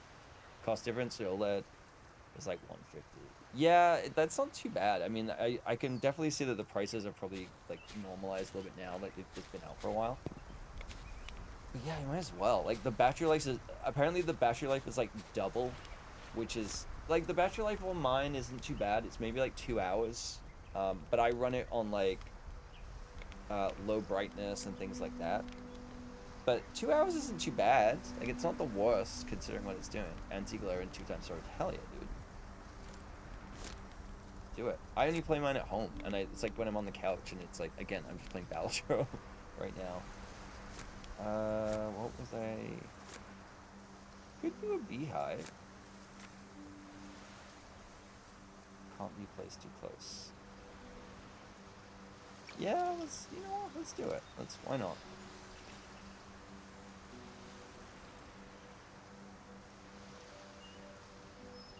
Why could it hold 32? That's really oddly specific. Here's what I'm gonna do.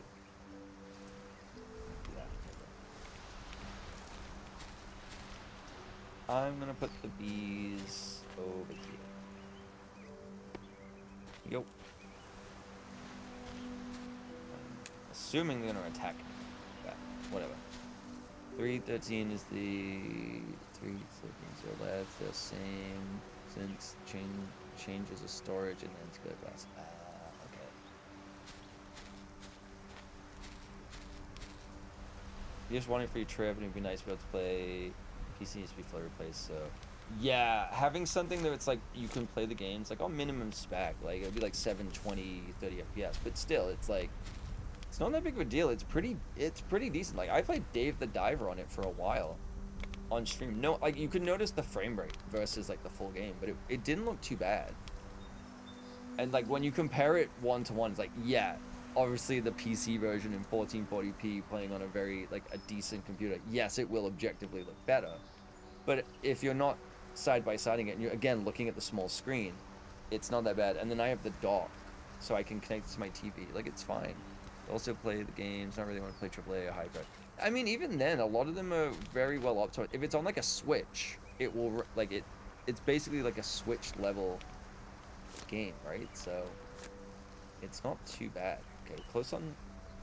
So we just need 8 more wood, 2 more cloth, and the iron, which is basically done. Okay, so cloth.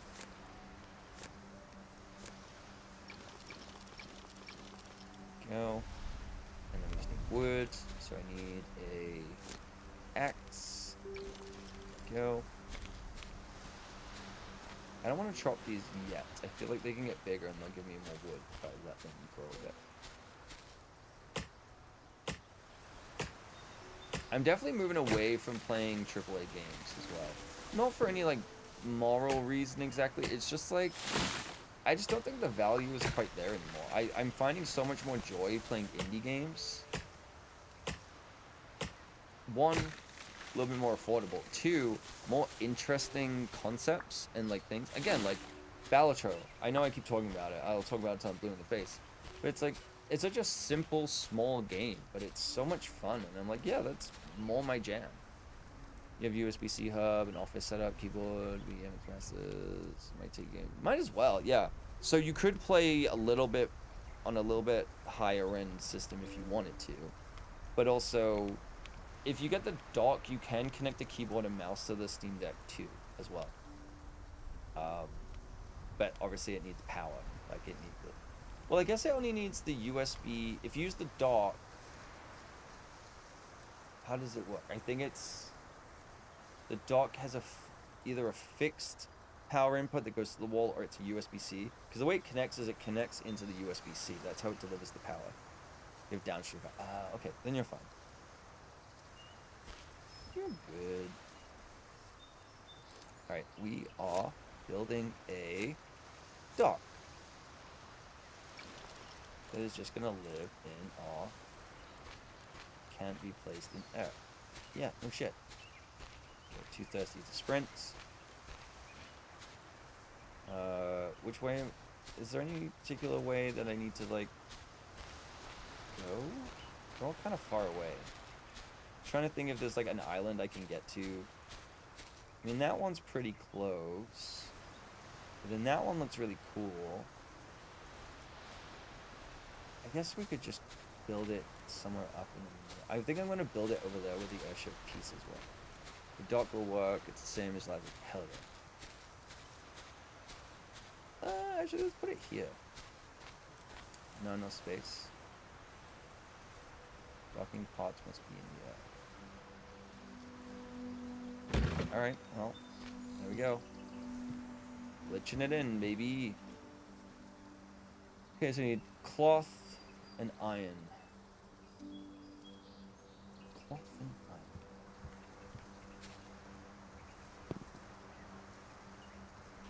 Let's go top up the tank.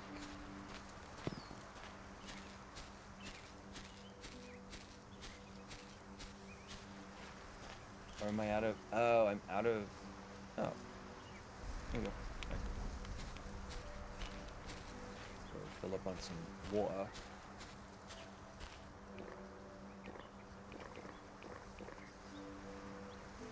There we go. And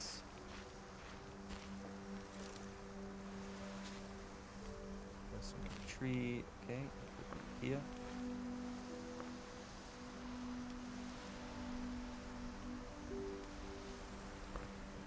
Being a little pedantic the game, but that's okay.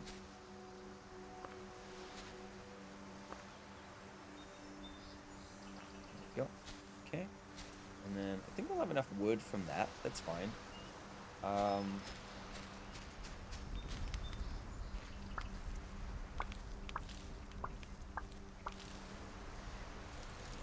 do this. They're gonna have to, I hope / assume they're gonna add automation to this. This is very manual, to say the least. And it's a lot of management. If you're like leaving and coming back and all that stuff.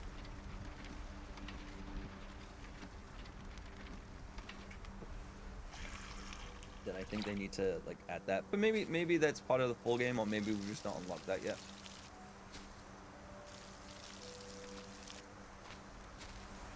Okay. Those.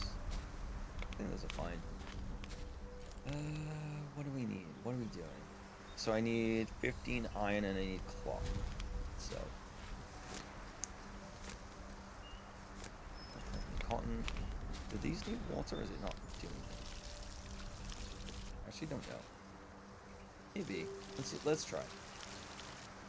Might just be that you need to water the seed, you know? Okay. Top me up, baby. I probably messed up, because like putting that there to try and get to that one might not work. Maybe I should have gone to that one first, but whatever. There we go. All right. How you doing? Go. We need more iron. We need a pickaxe as well. Can I build one? Yes, I can. And my phone has charged.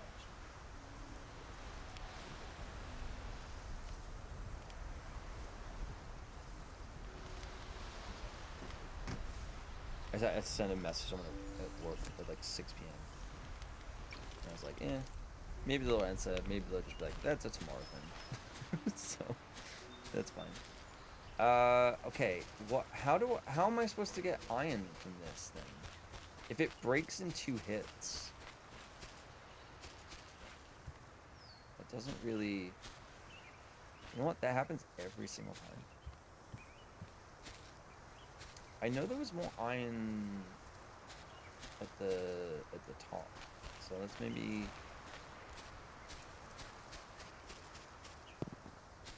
head up, see if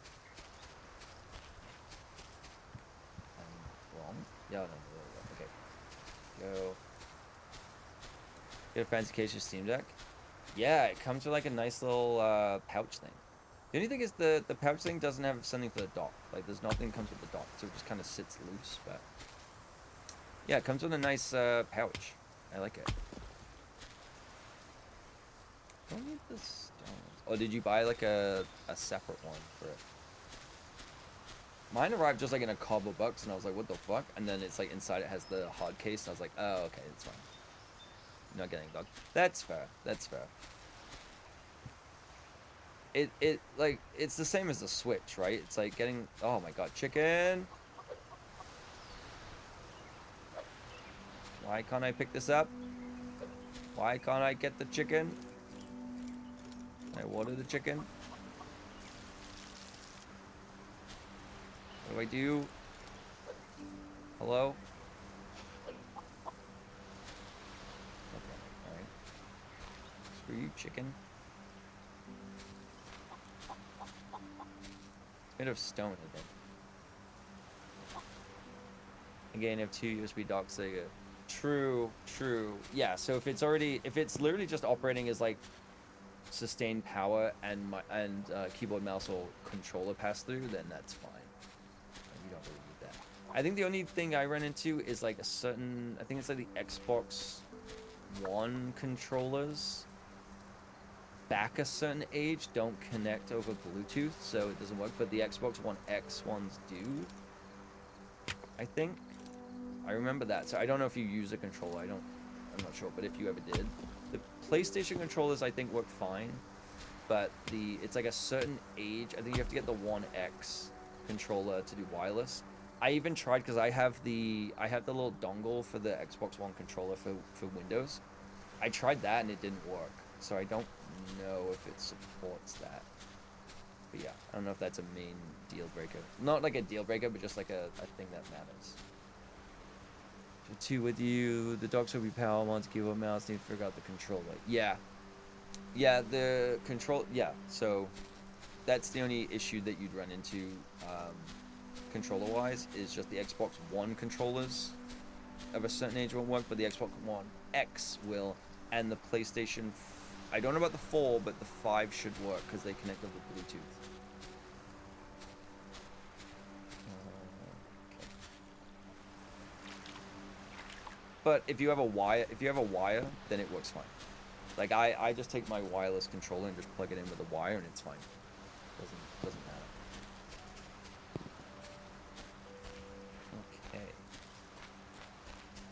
Could sleep, but why sleep when there's work to be done? How you doing? 10.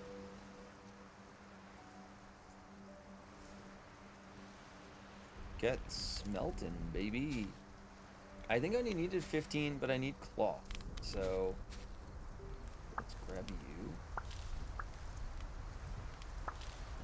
And cotton seed it up.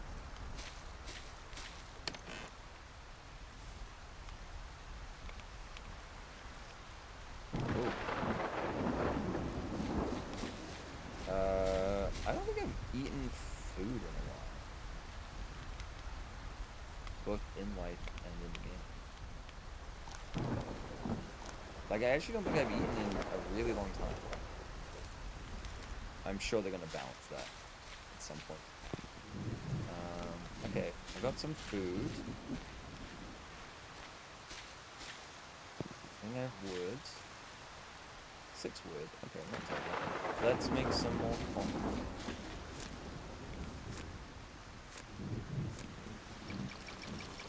Cloth, I should say. And let's go see. I think I might have got this wrong. I'm gonna need more. Oh, I can. No. Cutscene. Oh, and the ad's running. Why is the ad after that this time?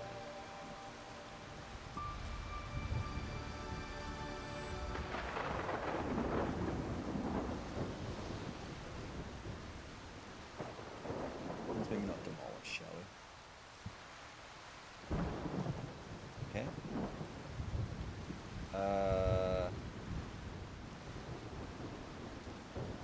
I guess these things are solar. Okay, so this is where I'm worried.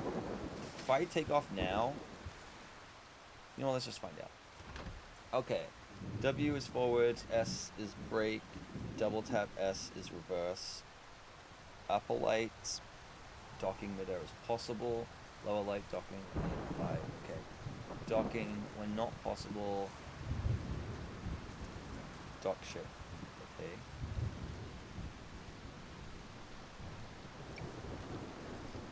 Space is rise, shift is descend. Strong winds, turbulence, okay. Change camera view. Okay, that's locked for some reason. Look around, first person.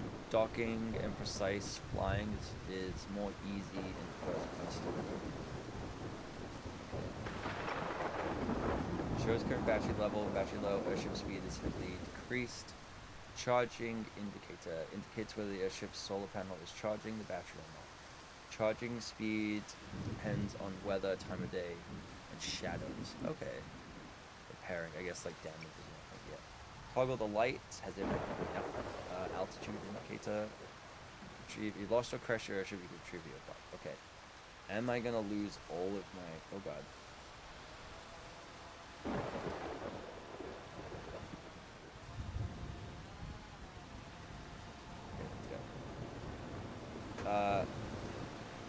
it's inverted, that's why.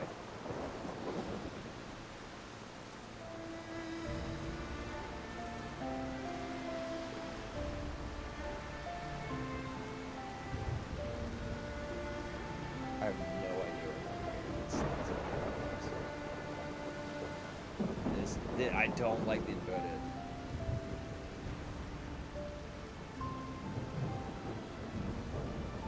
I don't like the inverted. I know it's plane controls. Get a Sony kit. Yeah. Oh god. Yeah, you can get a PlayStation. No what? Okay. Fuck, the inverted controls feel weird. That's just a me thing. The dock at the bottom, I can't tell. Or is it this?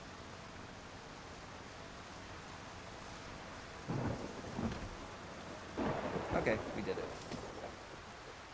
Whew. Alright. Can't do it. I don't like it because I'm trying to, my hand is used to camera controls where it's like, if I move down, I'm looking down. If I look up, I'm looking up, right? I understand with a plane, I get it, but yeah, I don't, like, when it's also like the camera controls that you're using, it just like, my brain doesn't switch, right? Okay, E. You received Energy Demo Pack added to your inventory. 1 sprinkler, 1 drill, 1 network display. That means 16 cable connectors, 2 solar panel, 1 motor. Okay.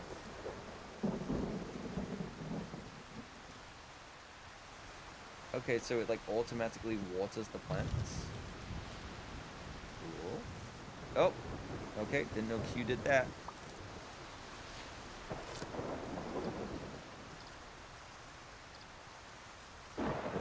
Locked in demo. Okay. That's fine. Pots or hello? Airship, please. Inside. Locked in demo. Boo. I want to steal your solar panels. Okay, I have no... Okay, here's the other thing. Is there a map? I have no idea where I came from. And I'm stuck in this storm. I have no idea where I came from. I know I came from that direction. But... Okay, the sun's coming out. The sun's getting real low, big guy.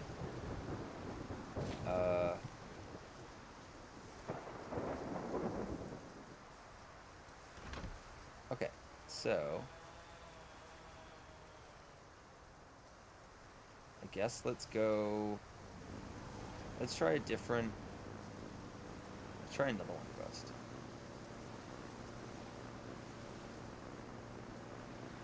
See if we can make it. I'm a little worried because we might run out of power. Unless I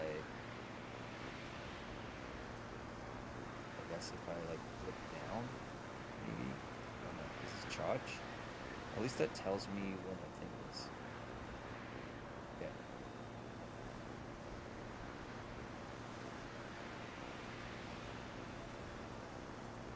Get out of here, Leaf. Leave me alone.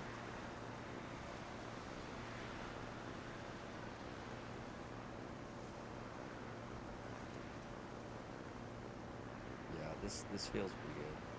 This feels weird. I really hope there is a dock. I actually don't know. What's happening? Is that the edge of the level? Are you fucking kidding me?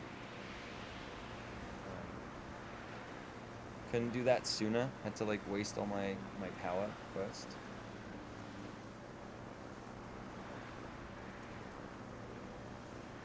So that's the little dock I went to. So maybe I can't get to, and maybe that's the only thing I can get to. Maybe? Oh my god, this handles horribly. I'm sure this is better on a controller. This handles horribly.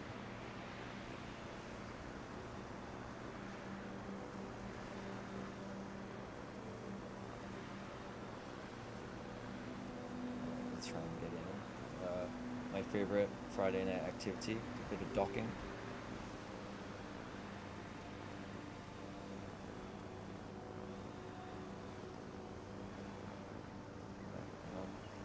I'm gonna assume that's the only place I can go. Oh god, oh god!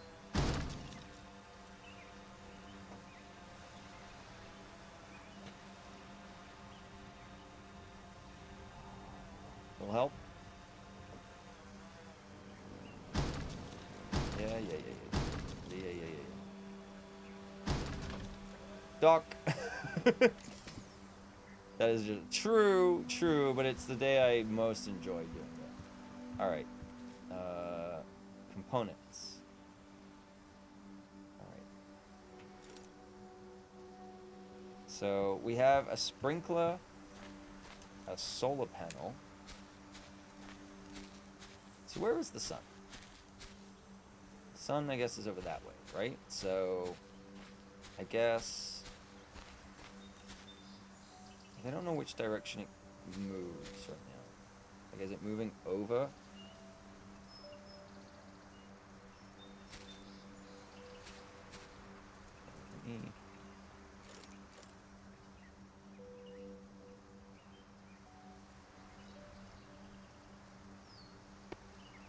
Go.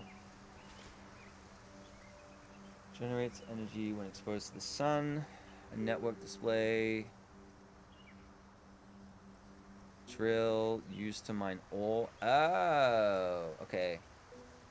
Windmill produces energy based on current wind intensity. Cable network. Okay, so if I let's see. Let's put you down. Oh, okay, there we go. So if I do this.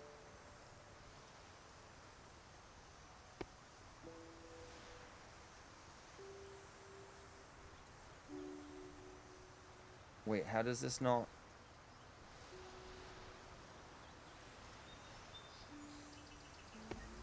Is that not? Okay, hang on.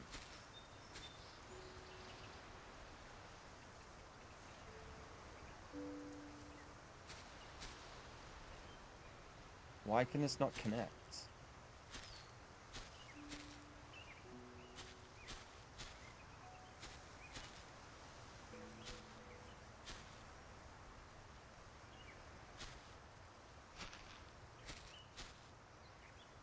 What the fuck, man? What am I? Okay, take this. Cannot connect this. What are you talking about? Also, why can't I pick this up?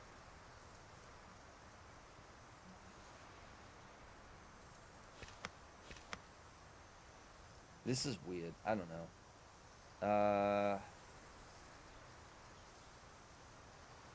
Network display. It won't let me pick up the thing. Alright, so if I just do a network display here. How do I attach?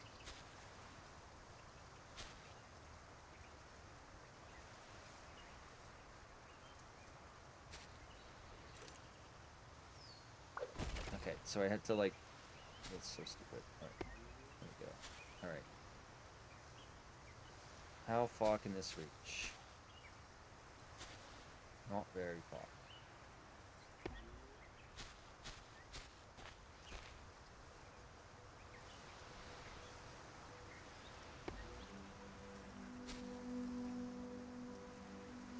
This is a terrible way of doing it, but whatever. I feel like it'll reach eventually.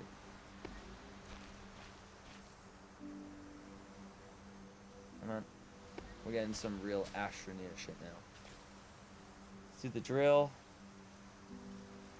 Okay. Place you here. Okay. And then let's do the network thing.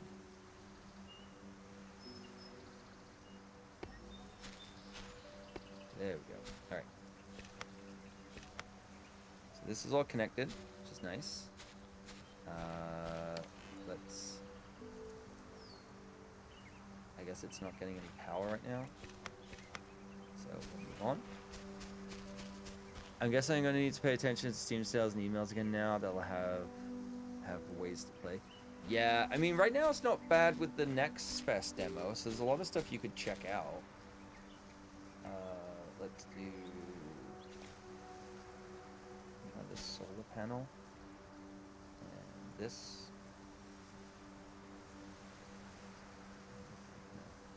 Okay, let's do.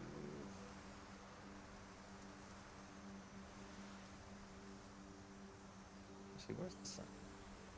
This way? Okay. We'll do this one. So. Windmill. Can't see the top of it, so it's fine. Yes. Let's go to this.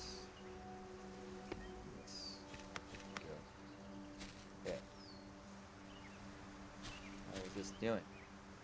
Okay, generating enough power. Let's add a sprinkler. Yeah. I guess, yeah, paying can only be placed on terrain. That's fine. Kind of annoying, but whatever. Let's okay, let's build a hoe. With a stick. Fine. We'll dig the ground out. Give me a stick. Give me a stick, you prick. Thank you. Steam Deck needs to ship. Could be here by end of next week. That's not too bad, actually. Yeah, I mean, I had to wait a while, but I ordered it the day it was released. So I had to wait a decent amount of time, but, like, that's not too bad. Like, they've really kind of got it sorted out, I guess. Okay, so first things first, we want to collect you, and then we're going to demolish you, and then we're going to place you in the middle.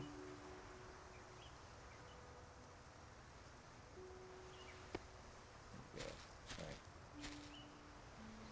And then let's connect the... Oh, there we go. Right. There we go. Alright. So that'll water all of these. Which doesn't really make sense. Oh, okay. I guess because I did everything. There we go. There we go. Okay. That seems fine. One drill, one sprinkler. Can I not put... Okay, so maybe... I don't think I can get to those islands. I think I've done everything that I can do. Yeah, it said 3 to 5 business days. Have the stock. Yeah. Okay, that's pretty good.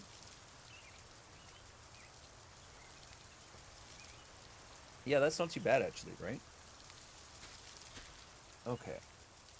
I think I've done everything I can do in the game. Which again, it's a demo. So not too bad. Time are we on? Okay. We got the time.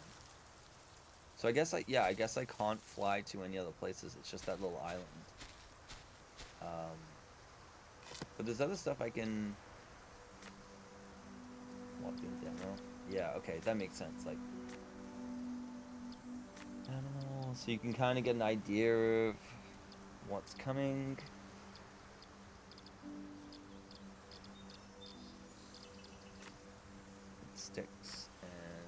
Sticks and bricks. Oh, okay, I guess I can... Right, so we got these.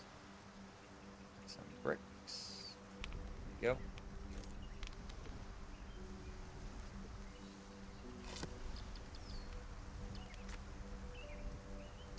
I guess the brick is for the plant pots, maybe? Yeah,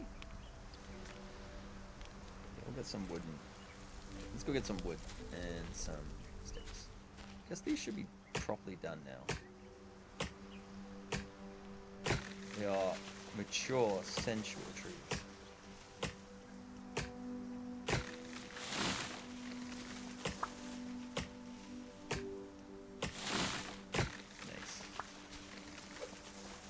I think I just need this last one, and then I need... Get out of my face, tree!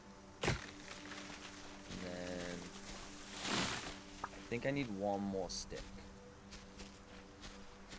I think I need one more stick. 2 empty to hot. Yeah, no shit. I just took it all out. 1 beeswax this whole time? Yeah, I mean, I don't know how bees work, but it seems slow. It seems slow.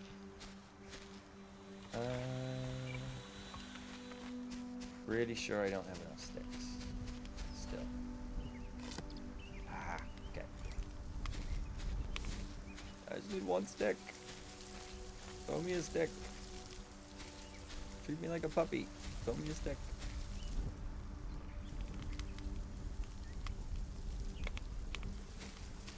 I don't know what it is.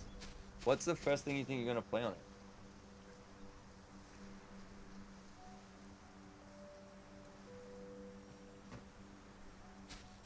On the Steam Deck. Sorry, I got an email from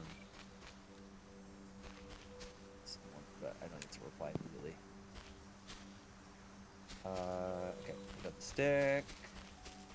Not sure. I need to look at the library. Yeah, that's the other thing is like looking at the, you're gonna look at the Steam sales, but like you might have a giant backlog too, right? So, tables. Furnace. Okay, done the dock. Keys. Oh, there we go.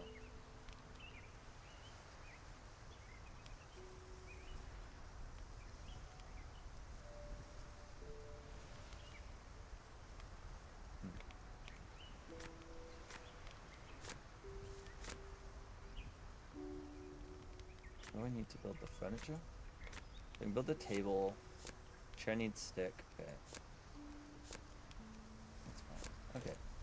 Don't need that right now. We're just waiting for bricks. Yeah. There we go. Those. And research. Cool. Don't have too many in your library. Some that were bundles. I have no intention of playing. Yeah, I have a lot of like humble bundle games that I got a long time ago, and I just claimed the keys. I even have ones on like Amazon with on Twitch with Amazon Prime Gaming, where it gave me, it's like Wolfenstein and things like that. It worked with like GOG. The good thing is you can install other game launchers on it, and you can install emulators on the Steam Deck. I don't have mine set up that way, but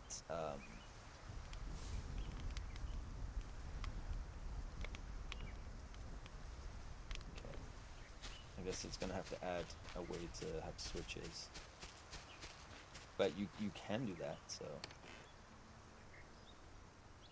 okay, let's take those. I never made glass. Missed out on a few sales. Wish picked up. See what I have. Feel like playing. Yeah, if you have Prime as well, you should check out some of those deals in those games also. Like they sometimes have some pretty decent ones. They had like the BioShock remastered games on there recently. Wolfenstein, so it's like not a lot of games like to slouch at.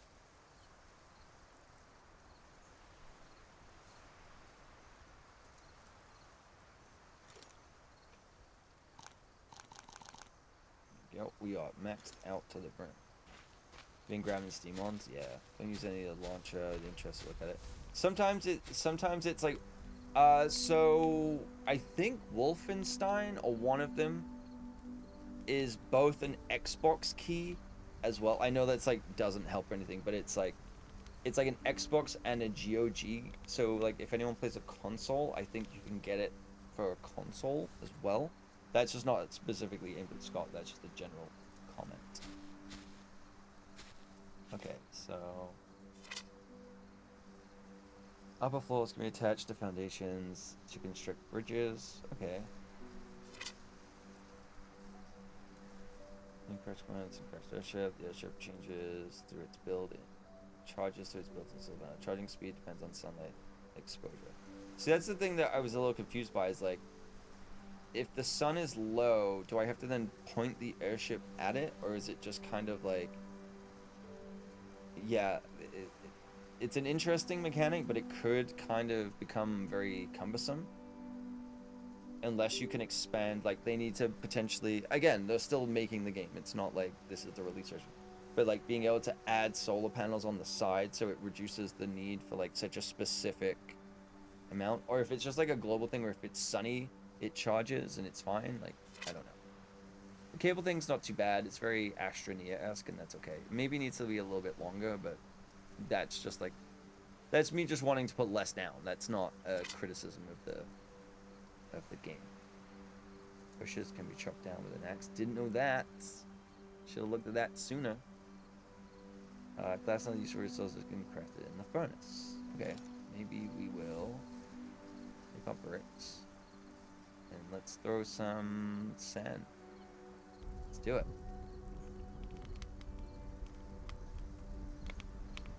Yeah. You don't use any other launcher? Yeah. But yeah, it's good for adding, like I said, it's good for adding like emulators on it for like the older consoles, like the older Nintendo consoles. Oh, what happened here?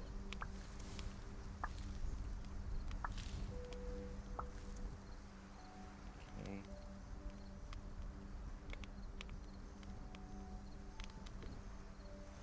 This cotton, I hope this is cotton seeds. All right.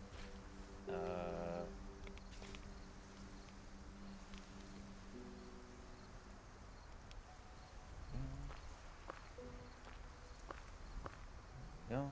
Right.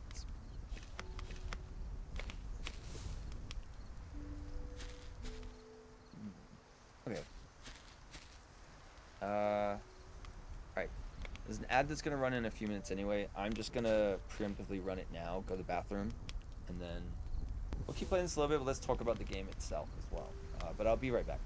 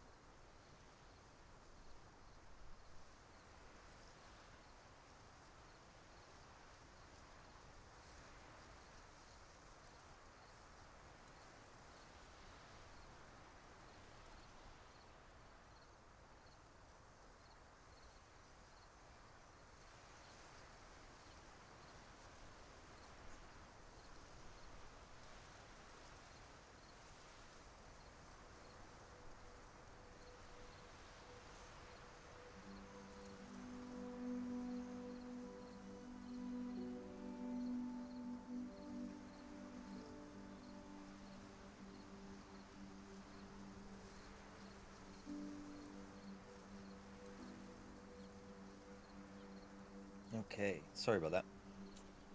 Took a little longer than expected. Just because I was reading that email that I received. Very interesting. Yeah. Lots of stressful things going on. So I can chop these with an axe.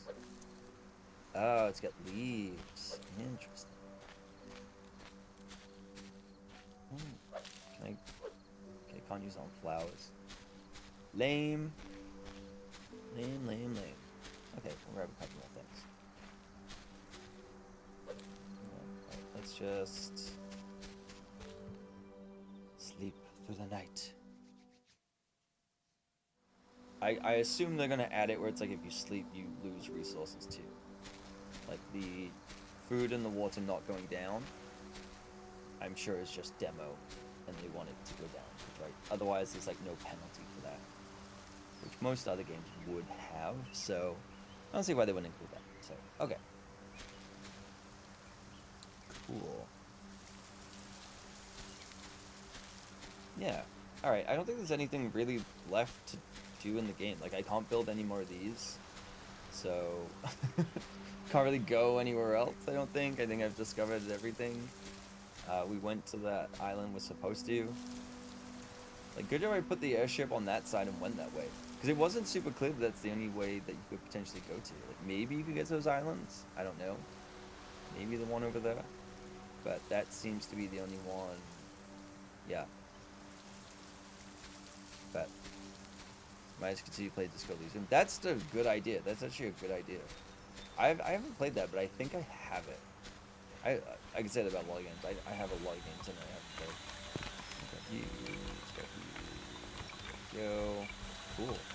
Alright. Menu. Yeah, so this, I think it's going to have multiplayer. You can change characters and stuff like that. They did, ooh, interesting. That's good that they went back and did that. Well, they did it for the whole game. I need to play it. Okay. Solarpunk. Let's talk about it. I'm interested in the game, and I'm interested to see where it's going. I think that again, it could just be my play style is not quite right or anything like that. I think the most interesting part of the game is the airships and being able to travel to different things, and they didn't really show that in the demo. And without that, it's kind of just a very generic builder, right? Like it's very simplistic. The farming aspect of putting a tile down is fine.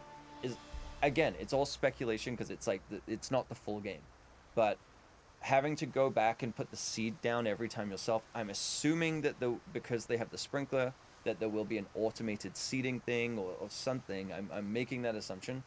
But if I have to do that every time, that's not really...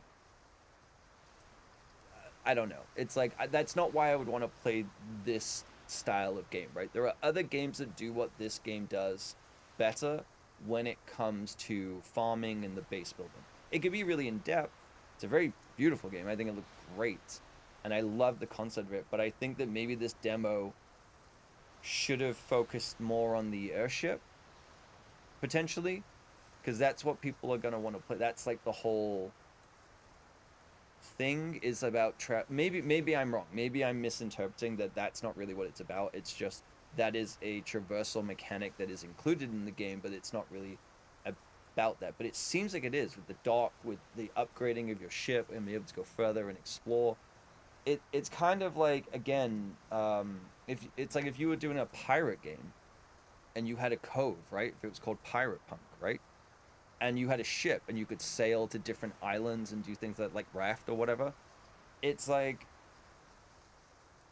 just building the pirate cove is all well and good, but that doesn't really need to be the focus of that game. I think you've got games like My Time in Portia and or Portia or whatever it's pronounced as.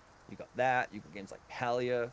You got Astroneer. You've got all these other games that kind of do the same thing.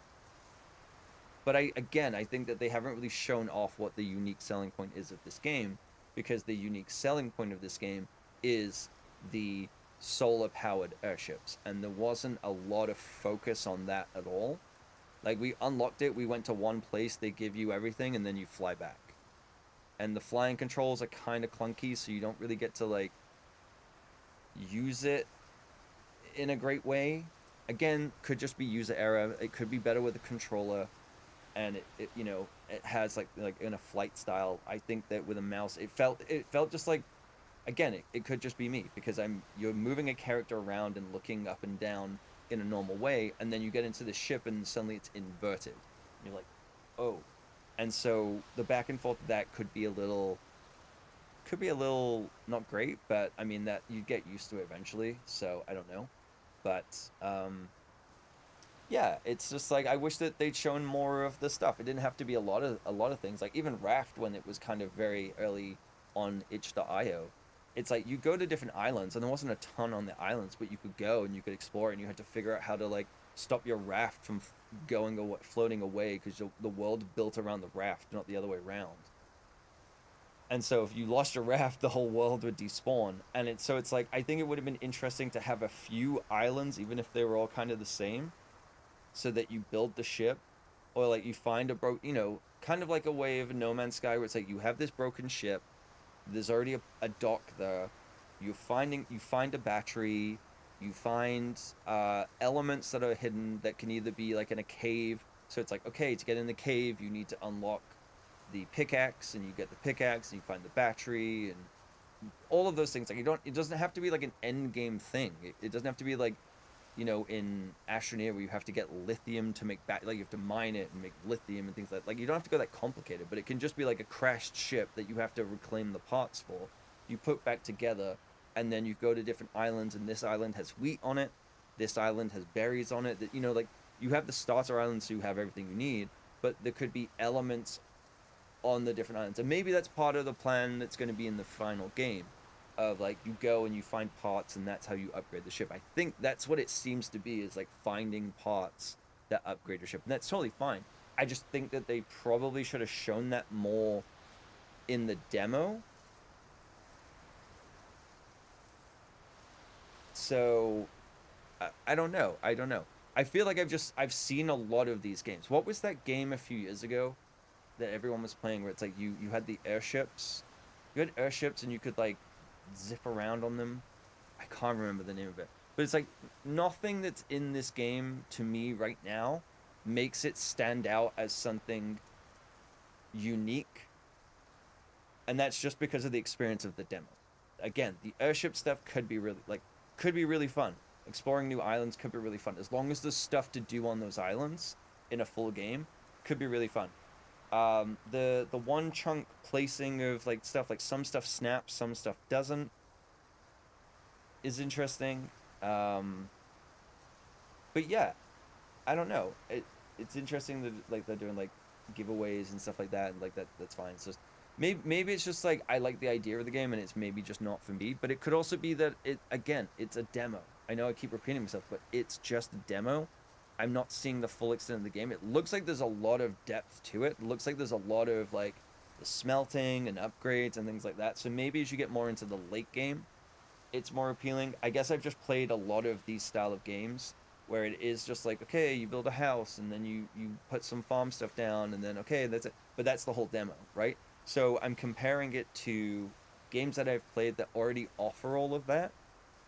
And like it doesn't, not it doesn't have to come in where it's like you have a game that's been out for years, you have to come in and meet it. It doesn't have to be that, but it's just it doesn't feel different enough or unique enough. It just feels like more of the same style. So I don't know. I'm again cautiously optimistic. I definitely enjoy it a lot more than I did with Space Trucker. Space Trucker was just kind of like I love the idea of it and I don't like the execution of it. I found it very frustrating to control the actual truck itself. Felt very slow, but then very fast in parts. It felt very hard to control. You had to do way too much maintenance and micromanagement of your truck. Maybe they've improved balancing on that too. But all the Steam reviews are the same, where they're just like, yeah, this isn't like a chill American truck simulator where you drive.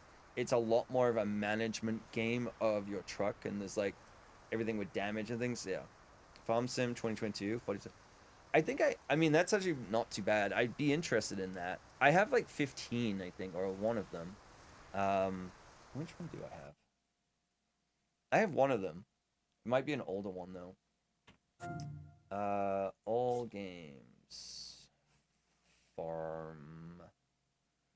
Okay, yeah, I do. I have Farm Sim 15, so I have like a really old one. Didn't like 2024 or 2025 just come out as well? I don't know. Maybe. They're interesting. The problem is I get into them and then I'm like, I don't know what any of these machines do. I don't know what I'm buying or what I'm not buying, and I get really overwhelmed. If I had a PC that could run it, would absolutely get stuck into it. So I got gifted a code for like Farm Sim 2017 or 2019 on the Switch. And it basically, everyone was saying like it basically is Farm Sim 17, so it was like the one before it had multiplayer. So there are builds of the game that will work on the Steam Deck. Like, they will actually work. I'm pretty sure. Like, does this one?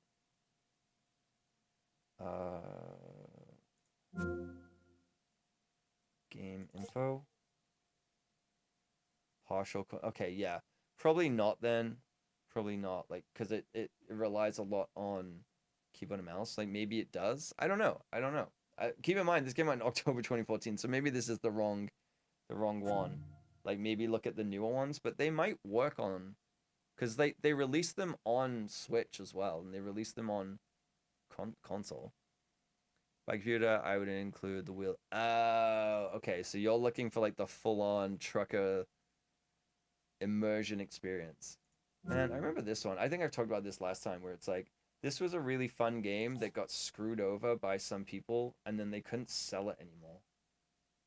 Like, maybe it's back and maybe it's fine, but like it got really Kissing prank, screwed God over, sexual by someone like patent trolling them. Basically, it's really like. Hi, Galois. Oh, baby, 43 months. Hey, Daddy. Thank you so much, dude. Gonna give you some hype and love. Oh, hi, Galois. I give you kisses. How's it going, dude? Good to see you. We were playing some. I don't hear anything. I guess I'm not playing any. Turn your alerts down. I didn't even hear them. Was that too loud? Shouldn't be loud. You mean up? Everyone said they were too quiet, so I made them louder. I can't win. Have headphones on. Okay, let me.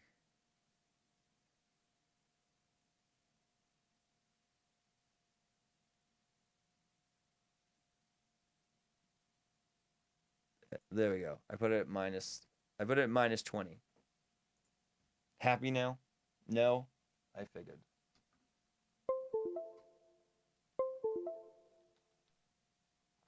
Yeah, I have so many games that I haven't even like what is Kitchen Simulator 2015?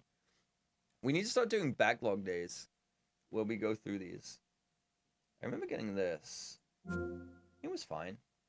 Oh my god, it's been almost 10 years since I played that. Good grief. That was like early development of it, like early access.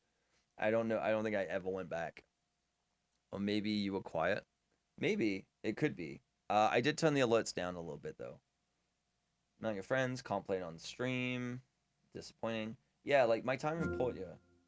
Or whatever it's called. How do I go to the store page? Game info. Store page. I just want to like show the...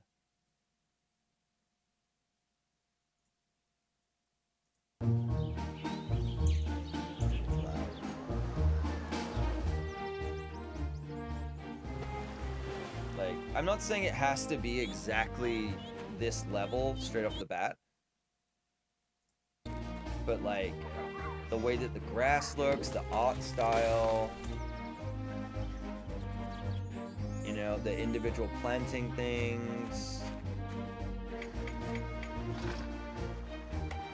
When are you playing Cinema Simulator? Oh my god, what is Cinema Simulator? Also, hi Shay. Like again, it doesn't have to have freaking horse racing and all this stuff. My point more is just like, when it comes to the farm building stuff, there are games that have existed that do the same thing, that look the same, It just didn't really like stand out, you know? Like, I think the game's strength is gonna be exploration, and I didn't get to experience the exploration. I've never played it. I've actually never played this. I've seen people play it. I have never played this. But yeah, we just played some Solarpunk, and I'm just kind of looking at like, trying to like just reflect on it. It was fine. It was fine.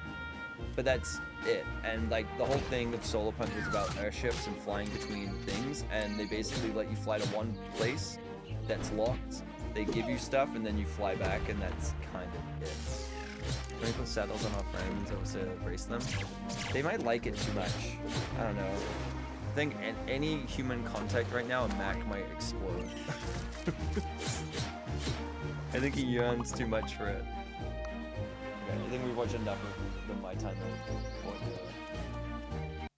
Yeah, stop. Stop. You get Mac. Oh god, no. Scott gets Mac. Scott's the closest to us. You can have Mac. Or Becky, actually. Becky can ride Mac. There we go. Problem solved. Mitch will love it. But yeah. Okay. Oh yeah. What is this? What are you linking me? Cinemaster Cinema. What the fuck? Okay. Let me go to the store. Avowed. $90. Games are $90. Okay.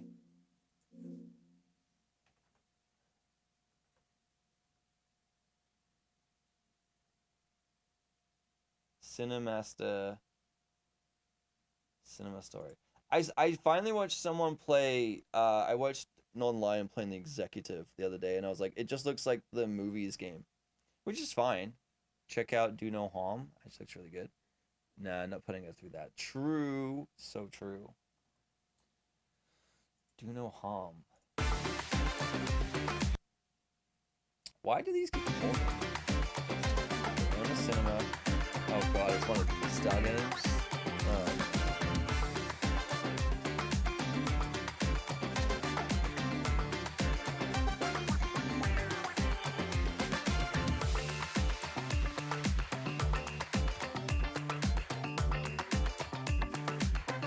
I think I would hate this. So the movie's a really good game. The Executive is on. Yeah, the Executive basically looked like Game Dev Tycoon mixed with the movies, and I don't want to do that. I will say, like, I played Good Company for a while, and that was fine. I'm gonna switch over to Just Chatting. Also, it has a natural end. Yeah, the movies was fun. I mean, it's the same thing as, like, you know, Theme Park and then Planet Coaster. It's like, I liked Theme Park back in the day. I think I like the idea of it, and then I play Planet Coaster, and I feel very, I don't want to say aimless, but I don't know. It just doesn't, maybe I'm just not creative enough for that, but it just doesn't really hit the right way. So I was just changing into Just Chatting. Okay, let me check out, what was it called? Do No Harm? Do No Harm. Do No Harm. Doctor game. Okay. I thought it was his nipples for a second. Okay.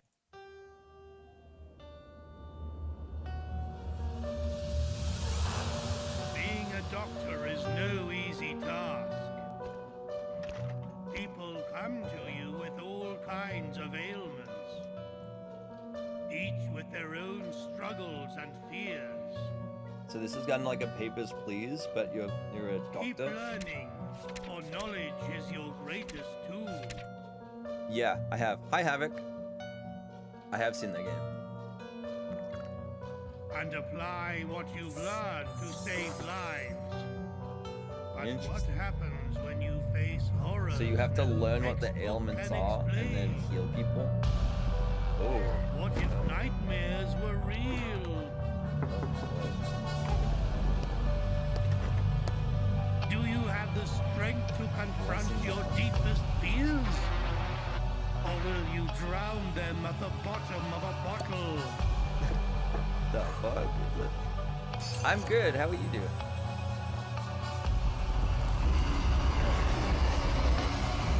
I don't think think I got a cream for Every that. choice you make brings you closer to your end. One question remains. Will you do no harm? Oh, so it's kind of also like you have to decide, like, do no harm and like don't hurt someone even though they are possessed, maybe? Just got home from work? Nice. Interesting. Okay. Lovecraftian doctor simulator diagnose the patients by analyzing unsettling symptoms and treat them using your book of medicine. Make moral choices, decide who to save or kill, discover whom to trust, and unlock multiple endings. Can you enjoy 30 days? Okay, yeah, it's very like very Papers, Please, but in a very unique style. I'm interested in that. Okay. Let's keep an eye on that one. Let's keep an eye on that one. What was the other one? I want to see what else is on. It's on March 3rd. Okay. So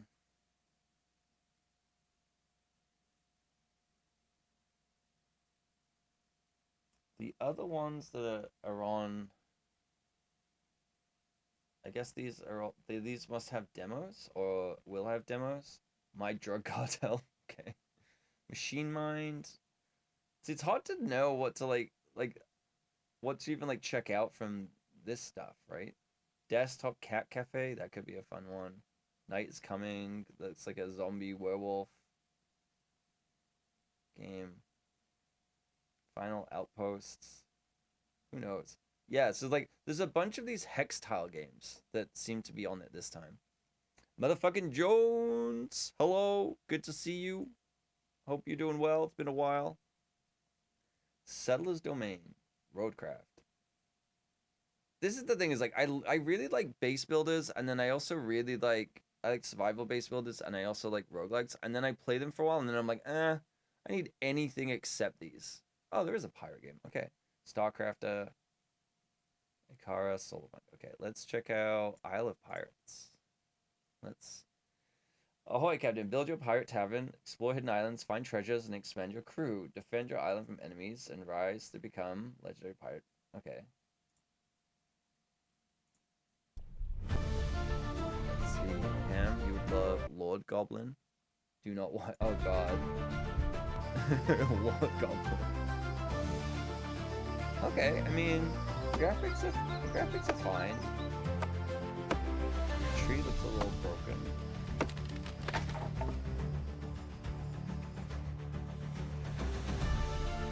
Yeah, I mean, this is exactly what I was saying about before. It's like, all these games...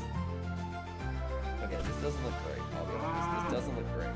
But it's the same idea, right? It's literally just pirates. It's the same as Solarpunk, but it's pirates. You know, it's just like, oh, you're bombing and base building and building all these things, and it's like, cool. It's like, okay, show me the ship. Let me ride the ship. Let me do this. Like, I don't know. Like, this is not the interesting part of these games, because there are so many games that you are already able to do this. Recommend if you mall manage simulator. Fuck. Oh my god. What are you doing all day that you're looking at these kind of games? You're like, I hate the corporate life. I want to be done with it. You're like, yeah, but you know what game I love playing right now is a fucking store simulator manager. Recommended for you Marvel Rivals? Absolutely not. I would rather play this than that. Breath Edge 2? I haven't played the first one. I know you were super into that. I need to check that out. I do have it. I did pick it up after you played it, for sure. That freaking goat, man. Like, this entire time is like, oh, you get to sail around and do this. No, 1 second of this trailer is them on a boat, sailing anywhere, right? I don't care about the graphics. The graphics, like, is what it is. Like, it's fine. It's irrelevant. I care more about the gameplay. But, like, all I'm doing is building a town and then defending from, like, attacking pirates. But then where's the stuff about exploring hidden islands? I guess, like, maybe there is no boats?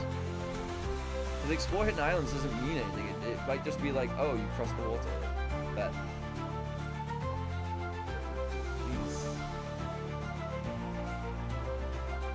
Okay, there is boat.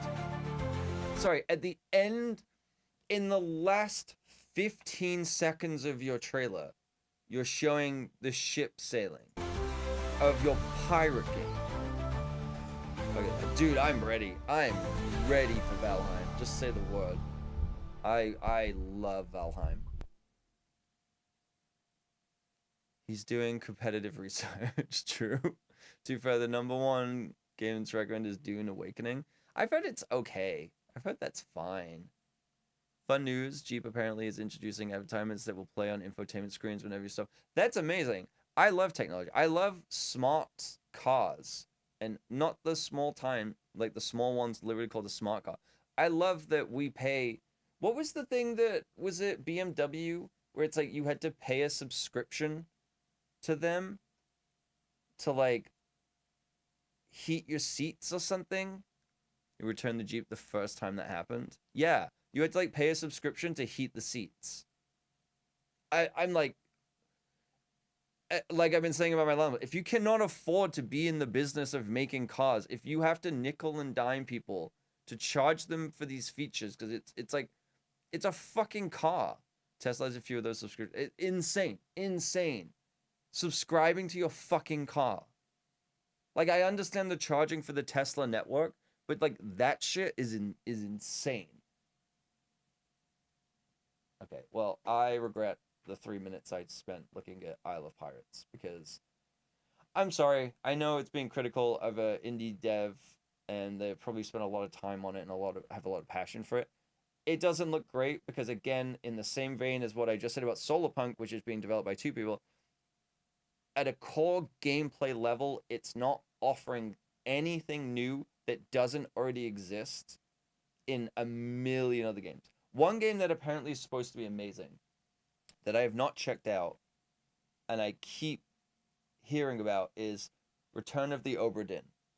This game looks, it's like a murder mystery game. I'm going to add it to my wish list because I want to keep an eye on it. This game apparently is like amazing. Every time I watch like any video about game dev stuff, a lot of good things. Yeah. Like the art style is like one bit. It's kind of wild.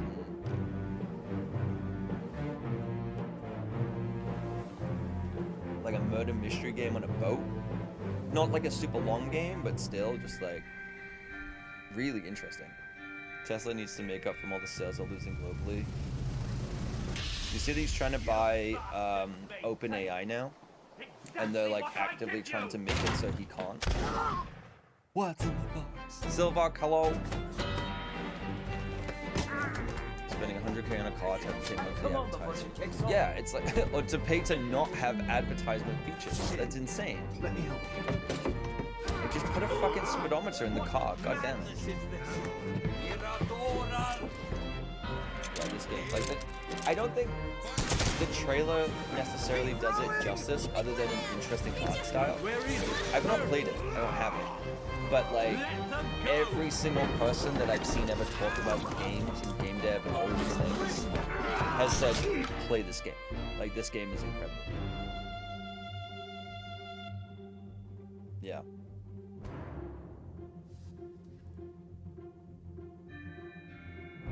I like These it. trade ships. These Tendiman. I'm good, Jones. How are you? How have you been? But I want my off-road truck that has warranty voided if I take it off payment. My favorite meme right now, which I shared on Instagram, is it's the guy that's crawling through the desert and there's a sign saying nearest water 50 miles away, or like 10 miles. And it's like, I need help. And then the next frame is like a Tesla Cybertruck pulls up. He's like, get in, I'll give you a ride. And the guy crawls the other way. He's like, no thanks. So I'm like, that is the best meme right now. On that whole topic of just like, I would rather die than get into a Cybertruck, and I'm like, yeah. I feel that on a visceral level. Just, man, I don't know. Just like, imagine just paying that much money to own a vehicle because you I don't know. I don't know how to describe it. Of just like I don't even say admire a billionaire because that's not even what it is. You're a fanatic about a billionaire who does Nazi salutes, and like you want to drop 100 grand on it because of him, not because the car is any good, not because of anything to do with the car, but just because of him is such a weird thing. I like the concept of the trucks, but it needs more improvement still. They need to go back to the drawing board. They didn't think it through at all. And now he's trying to do like they haven't even figured out self-driving, but he's trying to release like buses. It's ridiculous. And with the dying guy, right? I heard really good things about this, but I can't deal with the art style. That's fair. I mean, if it's a strain and it's not your type of game like visually, that's fair. I'm really bad with that too, where it's like I'll not play a game because I don't like the art style. Like I haven't played RimWorld. I bought RimWorld, started playing it, and I returned it because I was like, I don't like playing this because of the art style. It's like I just couldn't see past it, you know? So I totally understand that in many, many ways.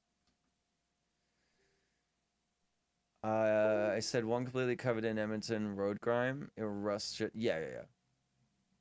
It's just like they rust in the sun. Like I don't know. I don't know what people are thinking with that. A billionaire that's only rich due to South African white mine owners that bought companies. Not even him as well. Like his dad. It was like he's literally done nothing. He's literally done nothing, and apparently now he's had another kid, and all. I'm just like, man, we are cooked. I was gonna say we're fried, but yeah, we're done as a species. Like we're done. Okay, we're living in a combination of idiocracy and Don't Look Up, that fucking Leonardo DiCaprio movie with it. There's a literal meteor coming to Earth, and nothing will be done about it. And it's just like, you know what? At this point, the media deserves to win. It really does. Let just fucking take us out. If this is the worst any timeline that could have happened for everyone, even on other side of everything, right? It's just like this is the worst. Maybe not exactly the worst outcome of everything, but like of like relatively what would be normal outcomes. This is just like such a frustrating timeline to live on. Lizardman, Elon's the savior. The game of rock paper scissors, and we chose scissors. We chose to have our heads bashed in with the rock while we chose scissors. Like, yeah, it's just, I don't know. It's insane. Can I get a refund? Yeah, can I get a refund? Can I get a Steam refund and go back? Can I at least like go back to like a normaler time? Granted, it wasn't great for everyone. I fully acknowledge that, but just in terms of like relative to where we are now, it was a hell of a lot fucking better. And just like I don't know, have the information that I have and just like make different choices. So at least it's not just this constant crushing everything. I don't know, man. It's just wild. I don't know how we got here at all. Um oh, I was about to scroll and I don't. Let me just do that so I don't have to do this again in 5 minutes. Cafe Mart Simulator. I've never played Phasmophobia. I've heard like people really like it, but I'm not really into like jump scare horror games. I also still haven't played Lethal Company either. I'd prefer not to right now. I'm hoping to finally have a date for the first time. But hell yeah. Okay, well we can wait. We can wait. We can wait, Silvark. Okay. We'll let you have your date. Okay. Bring them with you. We'll all go together. Okay. You go on the date. Everything will work out great, and then you bring them with you, and we have a good time elsewhere. I don't know. Best everything in Google, Apple, and yeah, pretty much. Like I would so next Saturday, yes, I would go back and I'd be like, yep, this, and Nvidia, all of that, and just like that's it.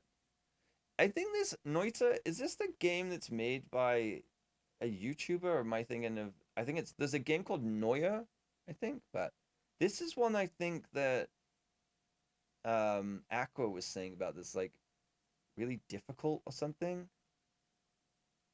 Oh, that's cool. Every pixel in the world is simulated. That's crazy. Because it's like a multiplayer online game, right? Let's see. Noita is a magical action roguelike set in a world where every pixel is physically simulated. Fight, explore, melt, burn, freeze, evaporate your way through the procedurally generated world using spells you created for yourself. Explore a variety of environments ranging from coal mines to freezing wastelands while delving deeper in search for unknown mysteries. Really difficult. Yeah, me playing difficult games. I don't know. And this look, I remember hearing something about this. Listening. Why does this keep pausing? It looks cool. Like the art style is kind of interesting. Like I don't dislike the pixel art style at all. I think it's used a lot, but I understand why. But I think it's used pretty well in most games. This looks amazing.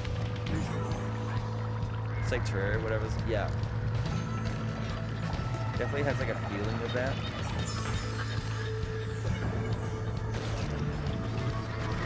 But the coding on this is insane.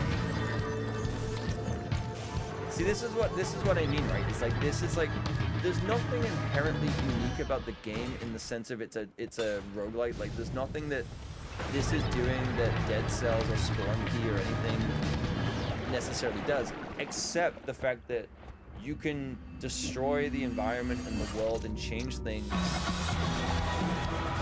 to help or hinder, right? So it's like, it's just taking one element and adding a twist. You don't have to do anything crazy. I mean, this is crazy, but like, you don't have to do something so insane and unique that everything's a remix, right? Everything is just like something else with a twist, right? It's, you know, I don't know, Minecraft with a twist, or Terraria with a twist, or whatever it is. That's totally fine, but like finding your unique twist is really important. And that's why it's like, again, with Solar Punk, it's like, it was fine. It was fine. But at the same time, it's fine. It didn't offer anything new, different, that I haven't already played. There are games that are out there where you are playing multiplayer, exploring a world with airships. That game exists. I can't remember the name of it, but that game exists. I've seen it. I remember Purple playing it. And like Glide or something. Is that what it was called?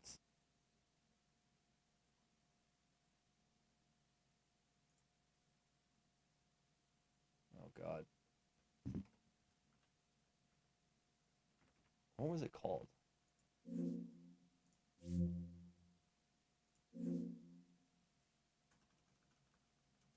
Was it Glide? No.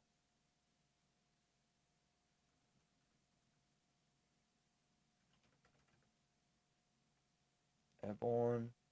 I can't remember the name of it. There was some game. That had that. Remember what I wanted to mention? There's a He-Man movie coming. In my opinion, it falls that good idea for the executed category. Wait, is it animated or live action? Animated or live action? I haven't heard any of this. I mean, like with the whole Minecraft movie, it's just like there was one of a few streamers who was playing a couple of weeks ago. Noita or Noita?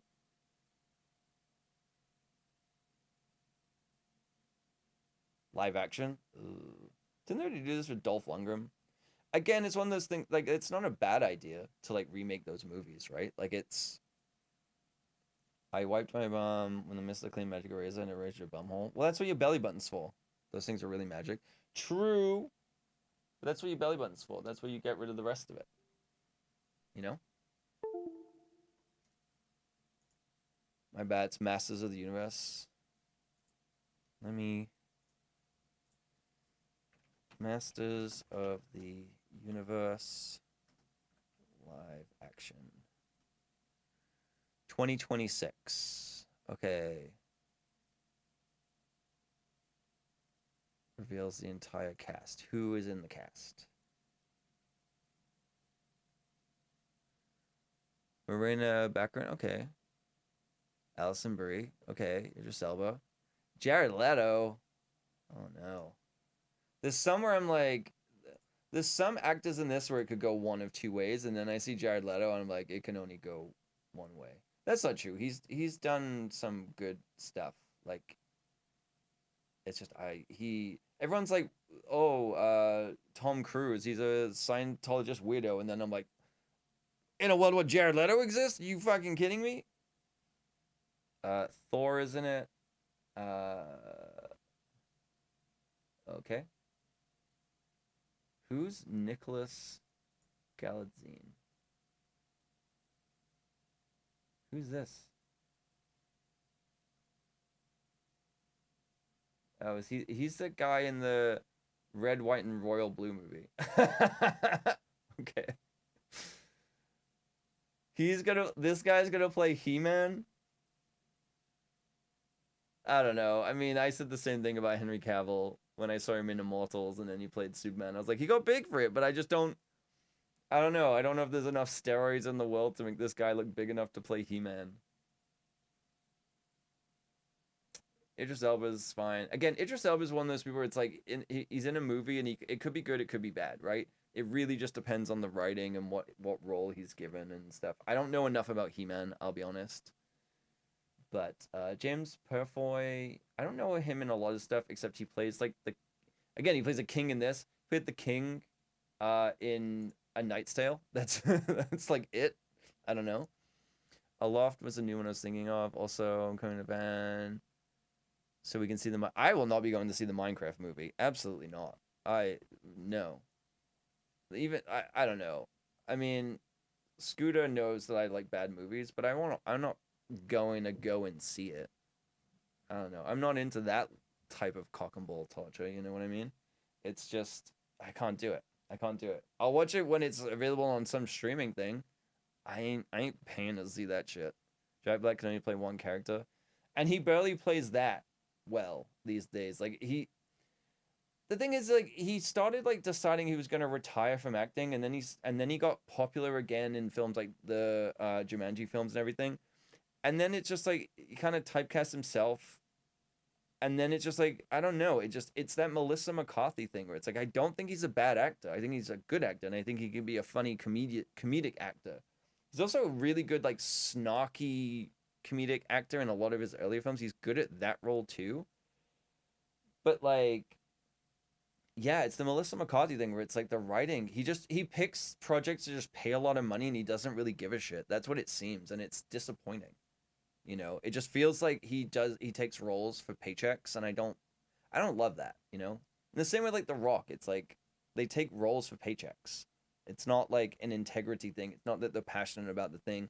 It's they think that they can get, you know, they can be memes and this and that, and then they get put in more stuff. It's like, oh, he was in the voice of Super Mario Brothers. It was Bowser, and you know that was memes. So now we're gonna have him as this, and it's like it's all ironic. Hopefully, it's turned into memes kind of thing, and it's just like I don't know. Yeah, he just plays Jack Black, and he's annoying. I don't think him as a person is necessarily annoying. I just don't think that it's like that thing of like I think anyone can attest to. It's like you have the funny friend in the friend group, but they don't know when to stop, right? And they keep trying, or like when you have the little kid and like they tell a joke and you laugh and then they just tell it over and over and over again, and then it just gets really grating, and it's like it's very one note.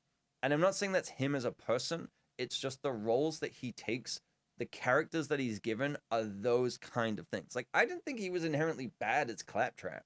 I didn't think it was terrible, his performance necessarily. I'm not super familiar with the games in and of themselves, but it's just like it's just not a very interesting role, you know. I'm not saying that Gulliver's Travels was a better role that he took or anything, you know. That's not what I mean. It's just more again, it's that whole thing of like I don't know. It's not like they all have to have integrity or like take only roles that are really have value or this and that. It's like, yeah, get the bag. That's totally fine and valid. I think it's just like when that's all that he's kind of taken for the last 10 years or so. I don't know. I'm kind of like, no one's gonna remember. No one's gonna remember him in the same way that they'll remember some of these other movies, right? No one's gonna remember the Minecraft movie in 10 years, but people will be talking about Dune for a long time. He was fun in his early films like School of Rock. Yeah. And I think it's just like he plays he plays that funny character with heart very well. It's just that they don't give him roles where there's any heart to the character anymore, right? It's caricature. He's playing a caricature constantly. Everyone's trying to capture the Robin Williams genie, literally genie in the bottle, from Aladdin. That's what they all want, and that's what they're all striving for. And so they just like, oh, let's put a funny actor guy in this, and it's like he's not really a comedian. Like he's a comedic actor of sorts, but like he's not a comedian. And they're desperately trying to find that spark again. He could also put some heart in the character. He could, but a lot of times it's like they don't want that. They want homogenized, as broad appeal as possible films that don't lean too heavy in one way or another. They don't appeal too much to one group or another, and you end up with just a very mediocre thing that has nothing to say, right? I've forgotten the most versatile actor of our time. The man who can play anything from drunk to a truffle hunter. That's right, you know who. Jackie Chan? Oh, Nicolas Cage. Oh, okay. Well, maybe Jackie Chan. I don't know. Although apparently he's not a great guy in person. I don't know. Would you say is very good second chair support? Yeah, it's kind of like, it's like the Seth Rogen character, right? It's like, I don't necessarily want to watch a film where Seth Rogen is the main character, but when he's the sidekick, when he is the character, like go watch the movie 50-50, right? He's incredible in that. He's an amazing supporting actor in that. And he's done it right, I think. I think Seth Rogen will have more of a long-standing career than someone like Jack Black, because he's picked projects that he's kind of passionate about, but still done goofy ones, right? But I think he has more of a, like, maybe not as publicly, but I think over the test of time, it's like if you ever looked back at their filmography, it's like what he's done versus that. I think the difference is Seth Rogen is a writer too, but yeah, I think he's made good choices. Like for even with things like Invincible, where he plays the character of Alan, it's like he could have put himself in any of those roles, but he was like, no, I'm gonna play this role, right? And I think that he's a very smart man, and knows when to step back and rein it in, and knows when he's like overstayed his welcome, versus just saturation.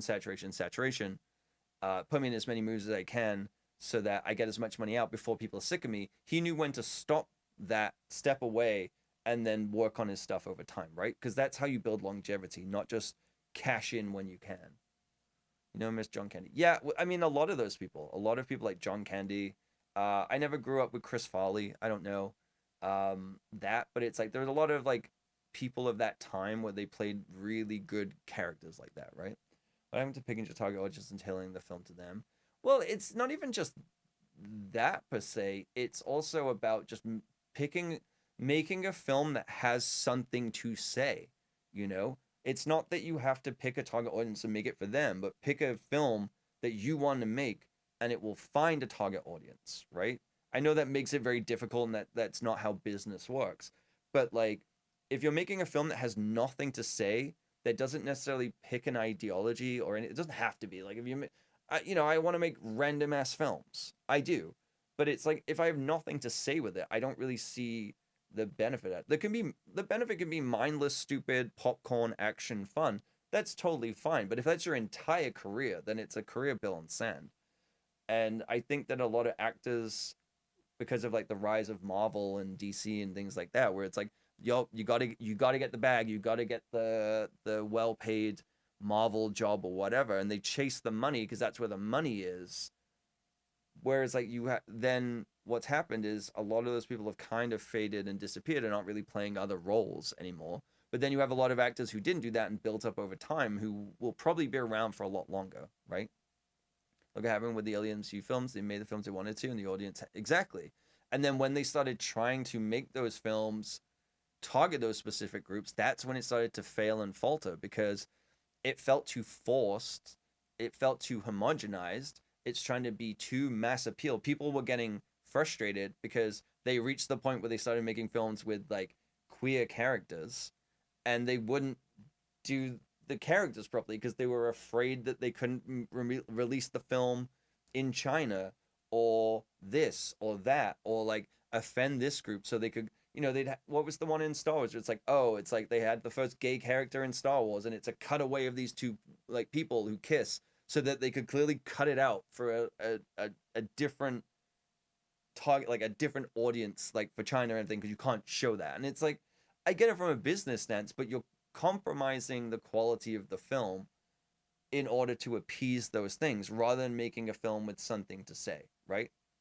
It's like, I don't really like Joker. I didn't think it was a great film, but it had something to say. It's told a story. Granted, that story was taken from Taxi Driver and King of Comedy. It wasn't an original thing in any way, stretch, or form. So it's like, but it's like it was telling a story, and it made $1 billion. Oppenheimer, granted, it was off the back of Christopher Nolan and like his kind of films and his filmmaking style, but it's like they made that film for like $80 million, and it made almost $1 billion. Even the Barbie movie, just because it's like it still had to be good in order to like get the word of mouth. I think we're past that point of people maybe not blindly supporting things for the sake of it, but it still had to be good in order for people to kind of want to see it. Like the whole Barbenheimer thing is like is a good marketing thing, but it's like if the films weren't bad, they'd be like, kind of a waste of time. But they weren't. They were good, right? They still had to be good movies, and they still had messages behind them. They had competent filmmakers behind them with something to say. And I think that's where it's like those films will stand the test of time. The amount of times I've said, oh yeah, I worked on Ant-Man Quantumania, and people are like, what's that? I don't know what that is. That came out like 2 years ago. Not even. No one's remembering these films. But they will remember Oppenheimer, they will remember Barbie, because they had something to say. This is probably why I stopped caring about watching any live action. Stick to anime, but even some anime is feeling that. Yeah, I mean, I found that with a lot of stuff as well, right? Where it's just like,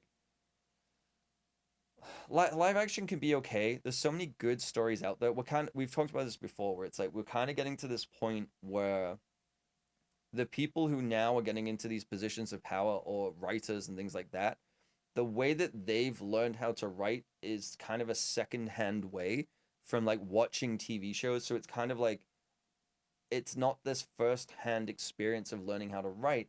It's trying to then write based on the experience of learning from watching. Like they grew up with the Marvel films. That's the style of writing that they like. So now they write like that, and it becomes this kind of watered down thing. And it kind of, not that it erodes everyone's ability and everything like that. That's not what I'm saying. But it's like the stuff that's kind of rising to the top and being made. It's like all of the streamers, all the things, like we need TV shows, we need movies that have the appeal of these type of things, because they have to make a lot of money. They have to make big money. And so the hiring people and taking stories that have that style of writing. So we're kind of losing, I mean, we've lost the mid-budget movie. That doesn't exist. Only people like Christopher Nolan can be the ones to be like, yeah, I want to make a movie for under $100 million. Because you've either got the Blumhouse films that are $9 million, or then you've got the $120 million movies. And there's this entire gap in between, where some indie films do exist, but not in the way that it used to. Like there's some stories that do not need to be $100 million movies, and there's some stories that need more than $9 million. Big money will come if you make good shit. I think so. I think it's not just about making good shit, but it's also knowing how to market it too. That's the other thing, right? You've got to be smart on the business side, not just the creative side. And that's where a lot of indie people struggle, is they don't know how to do that. They want to tell a really specific story, and but there's no way to kind of get it out there and tell people about it and tell it in a way that will get people interested in it without giving away a lot. Whereas like, how many films have we seen in recent years where you watch the trailer and the trailer shows you the entire movie? And it's because people these days, the audiences have been trained. It's like, I want to know what I'm going to get from this. I want to know if it's going to be good. And so trailers just tailor everything. They just show everything. It doesn't matter anymore. I can't watch trailers of things. I have to like be like, who's in it? Okay, I'm interested. Who's in it? What's the premise? I'm interested. That's it. Where are the B movies at? Those are your bread and butter back in the... Yeah. More than I could take. Yeah, it really does. Like, there's so many movies where they just show you the entire film. Even people have said, like, Captain America, the new Captain America. It's like, the film allegedly builds up. This is kind of not a spoiler, because it's already there. It's in the poster. It's in the trailer. It's in everything. That the film apparently is built up to the reveal of Harrison Ford being Red Hulk, but it's in the trailer. It's on the poster. Like you gave away the film in the like. It's so they're like, oh, we haven't really, like, they're afraid that people won't go and see it if they don't tell them what they're gonna get by the end of it. I still think one of Demolition Man. I love the idea of it. It's goofy. It's definitely goofy. That's definitely B movie style, right? But it's like there's a lot of people get it misconstrued when you talk about high concept movies, right? People assume like high concept movie would be something necessarily like Oppenheimer, right? It's like high concept, high level, everything like that. And it's not. High concept is just, it means that it's got a very simple premise, right? And that's what kind of Demolition Man has. It's like man gets frozen for crime he didn't commit and is defrosted to fight his greatest rival in the future, you know? Like but if you think about it, it's Taco Bell and seashells, which is really funny because I think in the UK version it was KFC. It wasn't Taco Bell. Like there was two different versions. Reign of Fire, amazing film, still holds up, you know? Again, that's kind of a high concept thing. It's like people living in a world taken over by dragons, you know? It's a very simple premise. Demolition Man is an awesome film. I don't think it needs a remake. I wouldn't be mad at it. I think there's interesting concept. There's things of that world that make no sense. There are things that in Demolition Man makes, like, why is the like, I understand some levels of the punishment with Demolition Man where it's like, we're gonna freeze you, your time served, we're gonna freeze you for 50 years and wake you up in the future, and that way everything you know and love is gone. Like everyone in your life is gone and you've lost those years. But then you wake up in the future, you know? So I'm like, you kind of technically like made them more immortal than other people. What if they knew they were going to prison and they put a bunch of money, you know, like in that Futurama way where it's like, he had like $10 in his account and he wakes up 1,000 years in the future and it's worth $4 billion. It's like, what if they just did that and then just let their accounts ride? Like, it's there's so many things of it that's interesting, but at the same time doesn't make sense. And I kind of love that because it's very much a don't think about it, it's cool. And I'm like, yeah, it is cool. I don't care. As long as the film presents itself in that way, I'll let it go. When it starts trying to present itself as really serious, I'm like, okay, hang on. They're both the same company, Yum Brands, but now they are. I don't think they were at the time though.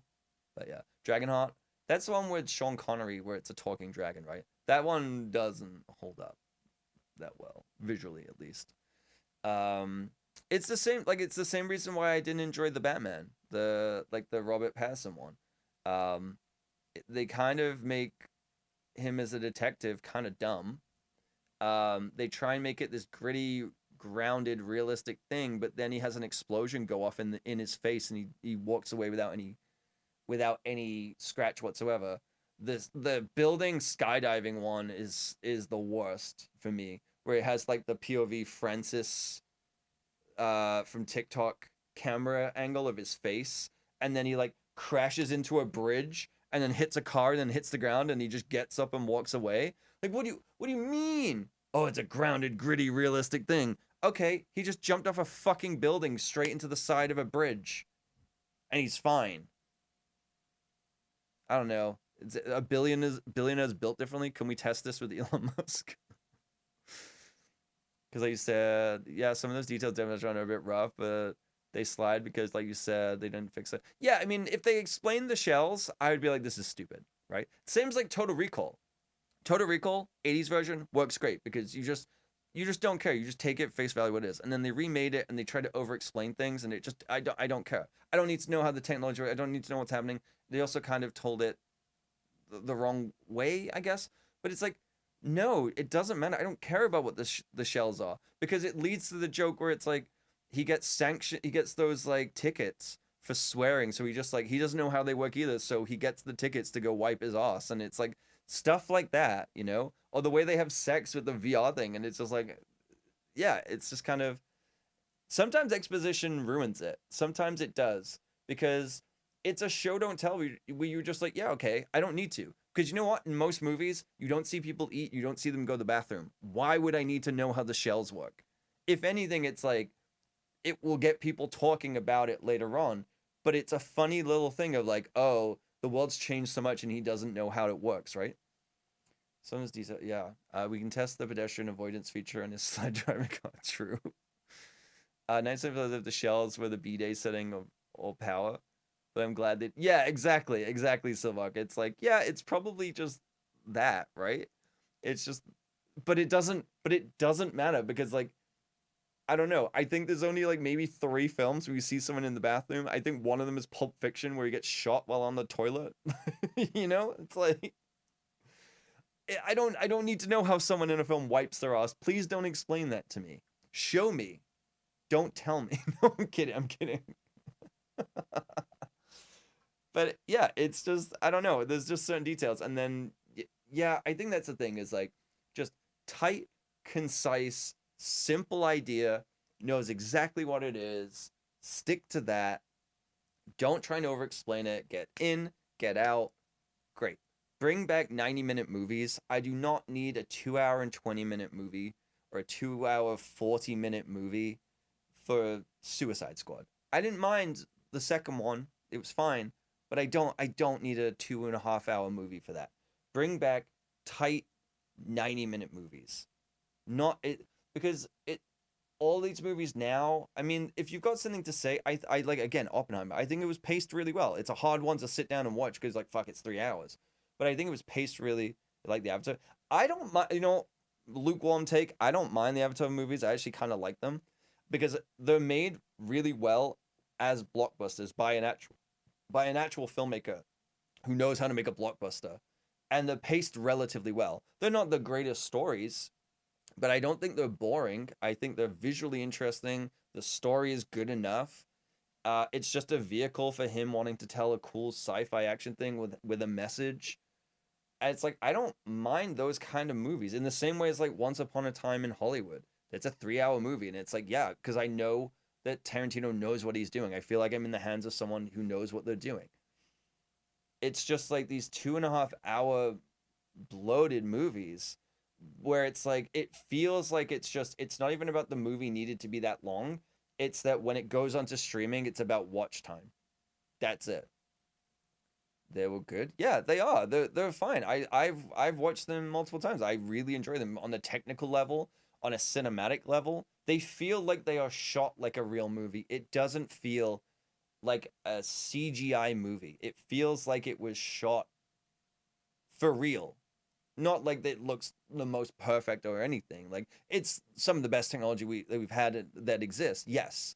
But like we can bridge that gap of the uncanny valley. It looks incredible. But it's like it does what I'm saying is like it feels like it's shot like a live action movie. And that's why it works. That's why it works. Not because of the technology. The technology helps for sure, but like it feels like it's shot like a live action movie, and that's such a key thing. I liked Avatar, the Blue Aliens, because of how the film was displayed.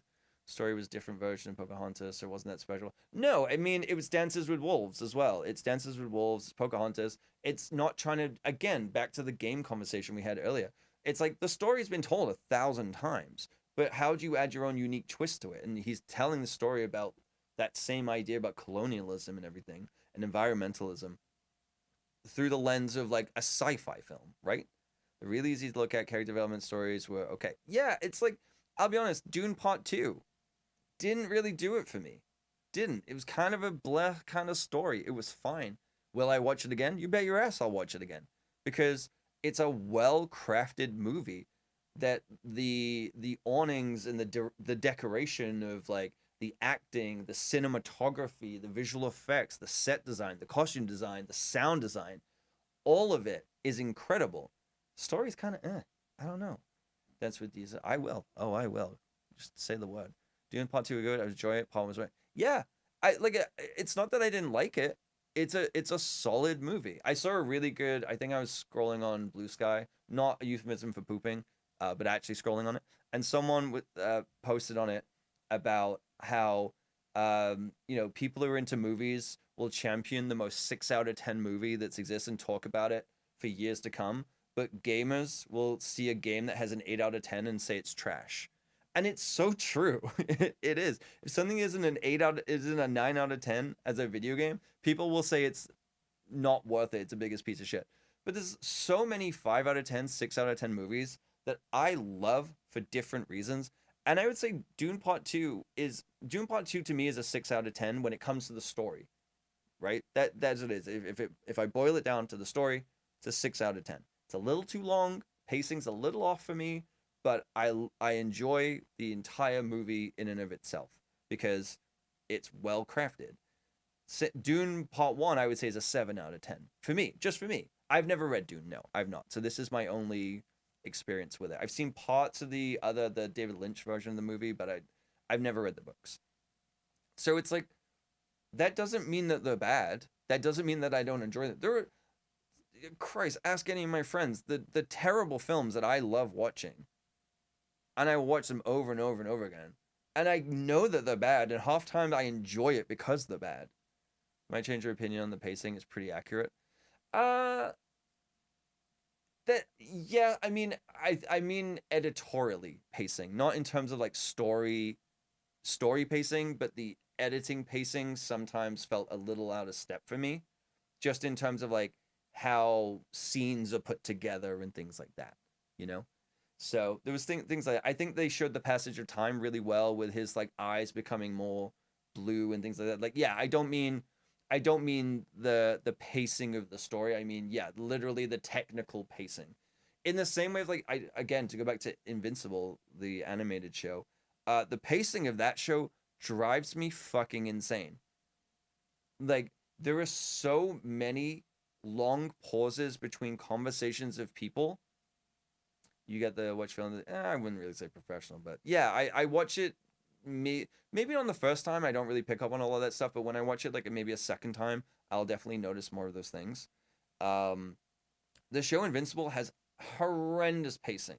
Two characters will be in the middle of a conversation. One of them will finish talking, and then 3 seconds later, the other person will start talking and answer them.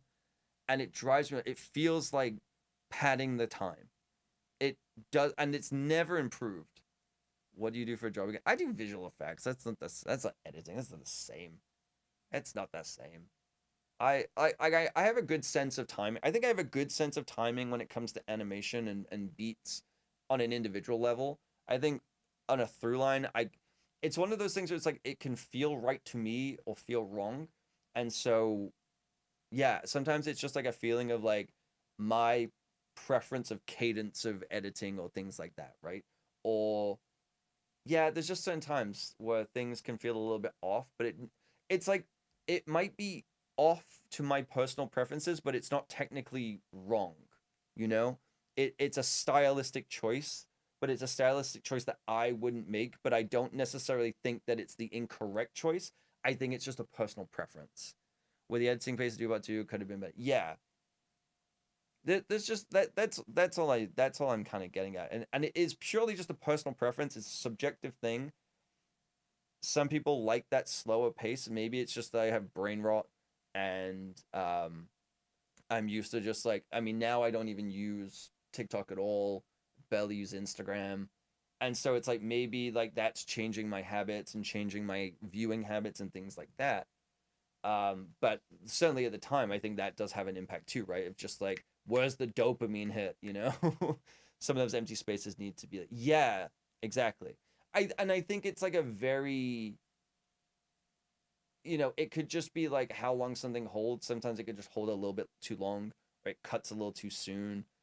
Not that it's removed the space, but maybe it's just the timing of the edit to jump to someone else. It's like if you're watching a movie and someone's talking and it cuts to the other person like on a sentence, so they're not talking, like it's not a reaction shot, but it like, not that this was in Dune, I'm just trying to use it as an example. It's like they cut to the reaction but there's no reaction, or someone's talking and it cuts to behind their head and it's not, again, not a reaction shot, but you hear them talking because they used ADR to like replace that person's dialogue. There's a movie called The Snowman with Michael Fassbender. It's not great, and they do that because they ADR'd Val Kilmer's voice because he had like throat cancer. So they did that, and so whenever they had him talking, they showed his character talking from the back of his head. So it's like weird stuff like that that doesn't make sense. And there's a really good Dan Olson video about it, foldable human or folding human, where he analyzes the editing of it, and it's talking about how the camera is moving, but it like doesn't flow properly, where it's kind of ping ponging back and forth because they thought it looked cool on the take, but the timing didn't work out. And there's things like that, right? He did a really good one on Suicide Squad as well, which that also kind of indicates that stuff where it's like something just feels like he like I use the word a lot now, but I got it from that video where he's talking about verisimilitude, where it's about like things aren't necessarily realistic, but they feel real enough that you can kind of believe it. So if someone is like running, you can kind of fill in the gap if they're running. You don't have to see them run the whole distance, but you can see them running, and then they cut to somewhere else. They run and they slow down and they're at the place, right? You don't it's like those bad Birdemic movies where they show the character drive the entire journey of where they need to go. When you don't have to, you can just kind of cut that out and show them driving away and then arriving. It's that kind of stuff. So yeah, Snowman was a good book, but I read it and knew it. Yeah, that's what I've heard. It's like based on a really popular book series. Again, Dan Olson did a great video. Yeah, he did a great video on that. So, but yeah, he did one about Suicide Squad, and it was talking about that, where it's like, you know, how far a character can move within a scene. So it's like if they turn and then it cuts and suddenly they're down a flight of stairs, it feels wrong, it feels jarring, and it just doesn't feel right. That stuff is like where it sticks out to me of like, oh, that felt weird, that was odd. But it's not necessarily a incorrect technical edit, but it also kind of is. So yeah, stuff like that can be cut for timing and pacing, and it's really just like a lot of subjective stuff, right? But I digress. Okay. What is happening? Okay. We went a little bit longer than I intended to. Mostly just because I wanted to talk about Solarpunk after we finished it. But let's find someone to raid, and I think you already know where I'm sending you all. I'm gonna send you to Galaxy, because she's playing Avowed, and I don't know what that is. Long for the chat. I like the tangents. I love talking about this stuff. I never won't want to talk about it. I have to actively stop myself from talking about it because I realized it's like almost 10 p.m. and I'm like, oh, I gotta work tomorrow. So I would stand here for hours and talk about all this stuff. You know I will. I've done it many times. But yeah, thank you everyone for hanging out. I really appreciate it. It was great to see people who I haven't seen in a long time. Go and say hi to Galaxy. She's playing Avowed. She was also in an article. She sent me the link to it. She's in an article today in I think it was an Australian website that talks about like gaming and things like that. And it's really cool. It was a really cool interview. So go ask her about it. Call yourself a gamer. I am not a gamer. I suck. When are we getting the movie tier list from you? I can make a video of that. I can absolutely do that. You just gotta tell me the movies. Does know what one of the largest recent releases was? Movie wise, I don't know. I don't read. I don't look at anything anymore. There's so many things. Or games. Oh, with Avowed? Yeah, I have no idea what it is. I have genuinely no idea what Avowed is. So it looks like an RPG style game. I don't call myself a gamer. I'll never call myself a gamer. All right, go say hi to Galaxy. Thank you everyone for hanging out. We'll submit a movie. Yeah. I'll make like a Google sheet and you can submit it and I'll make a video for it. Thank you everyone. Thank you Toxic, Scott, Silvok, Havoc, Jones if you're around, Shay, Callowist. I don't know if anyone else was here, but if you were, I appreciate you. I'll be back on Wednesday. Probably an evening stream. The way that my week's been going. So yeah, I'll see you on Wednesday. Say goodbye to Sarah. Say goodnight to Sarah for me before we leave. Say goodbye. Say it. Say it. Okay, I love you. Bye-bye.